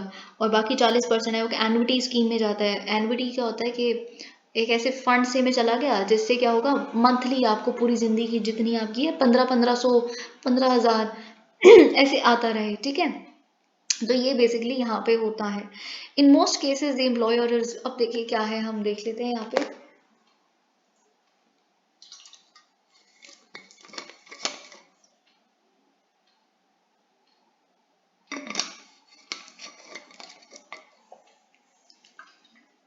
हम देखिए ये बात आप जानते हैं कि मिस्टर अटल बिहारी वाजपेयी जी के समय जो हमारे फॉर्मर प्राइम मिनिस्टर थे एनडीए के, तो 2004 में बेसिकली एनपीएस को लाया गया था and from January 1 2004 onwards and it replaced OPS. तब तक ओल्ड पेंशन स्कीम हुआ करती थी। तो ये पब्लिक पेंशन के दो मॉडल्स हमें पता है। ओके, तो ये चीज़ आपको पता है। द सिविल सर्विस, अब एक और चीज़ देखिए क्या है ना कि ये एक फैक्ट आपके प्रीलिम्स में आ सकता है कि आर्म्ड फोर्सेस पर्सनल के लिए बेसिकली एक एक्सेप्शन है वो एनपीएस में, उनके लिए अभी भी ओपीएस ही ये लागू होता है, which is I think very much justified, क्योंकि वो डिज़र्व करते हैं इस तरह का आप कह सकते हैं सिक्योरिटी नेट। ओके, तो हम देखेंगे कि क्या डिफरेंस है। और अगर हम बात करें पेंशन के रूप में, civil servants provident fund and gratuity जो है वो after a certain period of service or other benefits enjoyed by civil servants. तो सिविल सर्वेंट्स के लिए ये भी एक बेनिफिट मिलता है। ठीक है, तो ये सारी चीज़ें public pension such as OPS for civil servants and NPS for civil servants के लिए OPS and NPS for new entrants. Okay, now this is not important, हम डायरेक्टली डिफरेंस में आते हैं। अब देखिए जो ओपीएस जो है, ओपीएस को हम डिफाइंड बेनिफिट पेंशन मॉडल कहते हैं, जो सिर्फ गवर्नमेंट एम्प्लॉयज के लिए था। और ये किस बेसिस पे दिया जाता था, जो आपकी लास्ट ड्रॉन सैलरी, रिटायर होने से जस्ट पहले आपने लास्ट महीने में कितनी सैलरी आप ले लेते थे, उसका 50% बेसिकली आपको फिक्स्ड मंथली पेंशन के रूप में मिलता रहेगा आगे। ठीक है, ये ओपीएस का रैशनल था, यानी कि डिफाइंड आपका बेनिफिट फिक्स्ड है, डिफाइंड बेनिफिट मिलना ही मिलना है इतना, डियरनेस अलाउंस मिलेगा, इन्फ्लेशन भी मिलेगा साथ में। I hope you understand that. ठीक है, ओपीएस हम देख लेते हैं। और गवर्नमेंट एम्प्लॉयज़ के लिए है सिर्फ, ये भी आपको पता होना चाहिए। तो देखिए, सबसे पहले जो इक्विटी का कॉन्सेप्ट तो यहीं खारिज हो जाता है। जब एक पेंशन है ही सिर्फ गवर्नमेंट एम्प्लॉयज़ के लिए, तो इंटरजेनरेशनल इक्विटी क्या हुई यहाँ पे? चलिए इक्विटी देख लीजिए, इंटरजेनरेशनल आपको अभी समझ आएगा। साथ ही में लेकिन एक फायदा, नो रिस्क इन्वॉल्व, कोई रिस्क नहीं होता था, क्योंकि यहाँ पे जो आप इन्वेस्टमेंट है किसी मार्केट लिंक्ड सिक्योरिटी वगैरह इसमें नहीं हो रही, और मार्केट वॉलेटाइल होती है, कभी ऊपर कभी नीचे। साथ ही में यहाँ पे एक चीज़, no tax benefits are applicable to the employees. ये कुछ कुछ फैक्चुअल चीज़ें जो आपको पता होनी चाहिए। बस अगर हम ओपीएस के बारे में सिंपली देखें तो क्या है, डिफाइंड बेनिफिट पेंशन मॉडल है, जो आपने रिटायर होने से पहले जस्ट आपकी लास्ट मंथ की जो सैलरी थी उसका 50% आपको फिक्स्ड मंथली पेंशन के रूप में मिलेगा रिटायरमेंट के बाद, और डियरनेस अलाउंस भी मिला करेगा, यानी कि आप कह सकते हैं जो इन्फ्लेशन को अकाउंट करता है। ठीक है, अब ज़रूरत तो नहीं है कि जब तक आप हैं इस दुनिया में तब तक आपका उतना ही महंगाई रहेगी, उतना ही सब कुछ रहेगा, क्या पता परचेजिंग पावर कैपेसिटी आपकी उस लेवल पे गिर जाए, तो इसीलिए। साथ ही में एक और पॉइंट जो सबसे इम्पोर्टेंट पॉइंट है इसमें जो आपको पता होना चाहिए कि, और ये चीज़ हमने देख ली गवर्नमेंट एम्प्लॉयज़ के लिए ही है सिर्फ, और I am just forgetting a point जो मुझे आपको बताना था। खैर अभी हम ये डिस्कस कर लेते हैं, फिर जब याद आएगा तो कंपैरिजन करके हम देख लेंगे। न्यू पेंशन सिस्टम का जो आप कह सकते हैं टर्मिनोलॉजी है, डिफाइंड कंट्रीब्यूशन पेंशन मॉडल। यहाँ पे डिफाइंड बेनिफिट डिफाइंड है, लेकिन यहाँ पे भी कुछ डिफाइंड है, वो है कंट्रीब्यूशन, आपको कितनी कंट्रीब्यूशन करनी है वो डिफाइंड है। तो वहाँ यहाँ पे बेसिकली वो डिफाइंड है कि क्या है। हाँ, यही चीज़ मुझे आपको बतानी थी कि अब देखिए खुद सोचिए ये कितना अनसस्टेनेबल है, क्योंकि यहाँ पे आपको कुछ कंट्रीब्यूट नहीं करना, पूरी जिंदगी आपको कुछ कंट्रीब्यूट नहीं करना है यहाँ पे एक तरह से। ठीक है, तो आपका जब बेसिकली रिटायरमेंट का टाइम आएगा और फिर जब आपकी वहां से पेंशन शुरू हो जाएगी, तो बेसिकली टैक्स पेयर्स जो यंग टैक्स पेयर्स हैं वो अपने एंसेस्टर्स तो क्या, अपने ओल्ड एज जो पॉपुलेशन है उनके लिए पे करेंगे। सो यू आर एक्चुअली, जो बजट का कितना प्रोपोर्शन बेसिकली पेंशन में जाएगा एक समय के बाद। ठीक है, I hope you understand it, क्योंकि आप कैलकुलेट तो कर ही लेंगे आज के समय के हिसाब से कि अच्छा ये वाला बैच इस तादाद में इस समय पे बहुत ज़्यादा रिटायरमेंट होने वाली है, उसके बाद से वो सारा रिस्क पूरा टैक्स पेयर्स पे, यंग टैक्स पेयर्स पे पड़ेगा। तो कहीं ना कहीं यंग टैक्स पेयर्स के साथ गलत है ओपीएस। ठीक है, तो यहाँ पे अगर हम एनपीएस की बात करें तो एनपीएस में क्या है कि अब इसको आप बुरा भी कह सकते हैं, खैर, कि you will have to contribute something, क्योंकि अगर वेलफेयर स्टेट की बात है तो वेलफेयर स्टेट को सब कुछ वेलफेयर डिसाइड करना चाहिए, प्रोवाइड करना चाहिए, लेकिन यहाँ पे तो आप खुद भी कंट्रीब्यूट कर रहे हैं जब तक आप एम्प्लॉयमेंट में हैं। रिटायरमेंट होने से पहले आप हर महीने की सैलरी में से कुछ एक प्रोपोर्शन जो होता है वो आप अलग से रख देते हैं कि इसी में से कुछ मिलजुला के मुझे मेरे रिटायरमेंट के बाद मिल जाएगा। तो ये चीज़ तो आपको पता ही होनी चाहिए। ओके, तो वही यहाँ पे लिखा हुआ है, I think all Indian citizens, और साथ ही में यहाँ पे लिखा है ऑल इंडियन सिटीजन्स। यहाँ पे अब देखिए क्या लिखा था ओपीएस में कि सारे सिर्फ गवर्नमेंट एम्प्लॉयज़ के लिए एलिजिबल है, लेकिन यहाँ पे हर एक, अगर आप इंडियन सिटीजन हैं 18 साल से ऊपर, 65 ईयर्स से नीचे, यू आर एलिजिबल। ओके, तो ये चीज़ I think is a betterment year. It involve risk as, अब देखिए पॉलिटिकली तो अच्छी नहीं है एनपीएस, मतलब ओपीएस बढ़िया है, सुनने में भी बढ़िया लग रहा है क्योंकि सरकार आपको ध्यान रख रही है and all of that. Involves risk as NPS amount is invested in, अब रिस्क है लेकिन ये थोड़ी सी दिक्कत है एनपीएस में, क्योंकि जो आपका अमाउंट इन्वेस्ट हो रहा है वो मार्केट लिंक्ड सिक्योरिटीज में हो रहा है। ठीक है, तो ये थोड़ा सा यहाँ पे आप समझ सकते हैं कि रिस्क है, क्योंकि मार्केट तो वॉलेटाइल होती है, कभी भी ऊपर कभी भी नीचे। तो वो एक यहाँ पे चीज़ है जो आपको पता होनी चाहिए। ओके, तो अगर हम देखें बाकी एनपीएस में क्या होता है, कंट्रीब्यूट करना कितना करना होता है, you will have to contribute say, जो भी आप अपना कंट्रीब्यूट कर रहे हैं वो करेंगे। जो एम्प्लॉयर्स हैं आपके वो 14% तक कंट्रीब्यूट करते हैं, और साथ ही में जो गवर्नमेंट है, गवर्नमेंट 10% कंट्रीब्यूट करती है। अभी तो खैर बढ़ा दिया गया है, but this is I think 12.5 के करीब कर दिया गया है। So this is something you must know. तो इसमें ये चीज़ है, it involves risk as the NPS amount is invested, this we have done. Tax deductible annual investment of up to, अब देखिए ये बात जैसे कि हमने देखा बजट में भी डिस्कस किया था कि इनकम टैक्स एक्ट ही प्रोवाइड करता है कि टैक्स डिडक्शन होगी, of annual investments up to ₹1,50,000. ये section 80C, section 80C, section 87A और सेक्शन 56 आपको ये पता होनी चाहिए इनकम टैक्स एक्ट की। और जैसा कि मैंने आपको बताया 60% आप पेंशन फंड का एक ही बार में रिडीम कर सकते हैं, दैट इज टैक्स फ्री। बाकी एनवटी में लगाया जाएगा और फिर आपको फिक्स सैलरीज एनवटी स्कीम से मिलती रहेगी। एनपीएस को जैसा कि यहाँ पे लिखा है, एक रिपोर्ट लाई गई थी, OSS report, old age social and income security project.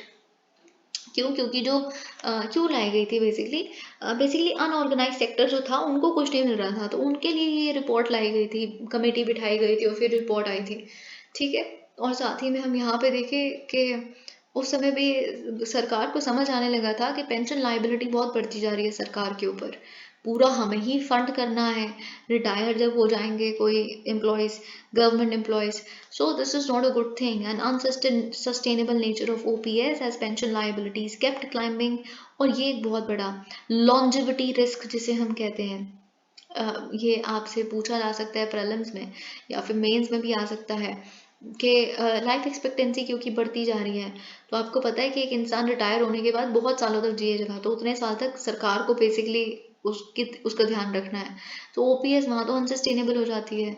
तो वही चीज़ अभी देखिए, अगर हम एनपीएस में ही देख लें तो पेंशन बिल आप देखेंगे ना, जब आप बजट देखेंगे ना तो आपको खुद पता चलेगा कि बजट का कितना बड़ा प्रपोर्शन पेंशन, सैलरी और सब्सिडीज में जाता है। पर हाँ, ऑफ कोर्स ये भी आप सैलरी तो देना बंद नहीं कर देंगे, बहुत ही तो कम लोग हैं जो सरकारी अफसर बन पाते हैं, सरकारी एम्प्लॉय बन पाते हैं। खैर, तो पर ये चीज़ है, तो अभी इतनी है तो ओपीएस आ जाएगी तो फिर सोचिए क्या ही होगा। ओके। और हिमाचल में देख लीजिए 80% the state own tax revenues goes into this. So ये सारी चीज़ें यहाँ पे लिखी हैं। Low and skewed coverage, okay, provide limited, now this is not very important, longevity risk, large percentage of informal employment, अगर informal employment बहुत ज़्यादा और उनको कोई security benefit नहीं मिल रहा है, ये डेटा आप यहाँ पे पढ़ सकते हैं। 57% receive no income support from public expenditure। तो उनको भी सोशल सिक्योरिटी, जब संविधान वेलफेयर स्टेट इस्टेब्लिश करता है तो फिर क्यों वहाँ पीछे हट रहे हैं। वर्ल्ड बैंक की 5 पिलर है सोशल सिक्योरिटी की, ये एक बेस्ट तरीका है। पेंशन पे कोई क्वेश्चन आ जाए, किसी भी तरह के अनएम्प्लॉयमेंट पे कोई क्वेश्चन आ जाए, ये आप लिख सकते हैं। ठीक है, तो आप इसका बस हेडलाइन याद रख लीजिए, जैसे आप एसडीजीज याद करते हैं वैसे ही, poverty alleviation, redistribution, savings and co insurance, personal insurance, intra family, inter generational, financial and non financial support. ठीक है, तो ये चीज़ आप लिख सकते हैं सोशल सिक्योरिटी रिलेटेड किसी भी स्कीम में। Significant reforms are needed, introducing a minimum level of support for the poorest aged individuals, increasing coverage of pension arrangements for the unorganized working class. Yes, social security has to be expanded for them, introducing a minimum access age so that it it is clear that benefits are preserved for retirement purposes, improving the regulatory requirement for the private pension system। देखिए यहाँ पे क्या है, कुछ बहुत खास लिखा नहीं हुआ, it is not sort of a very good material। तो कुछ कुछ चीज़ें हम डिस्कस करेंगे सेपरेटली इस चीज़ के बारे में, अगर कुछ अच्छा मटेरियल मुझे मिलता है जो बहुत होलिस्टिकली, ऑल्दो आपका रैशनल वगैरह ये सब कुछ यहाँ से समझ आ जाएगा। So thank you so much, please like the video.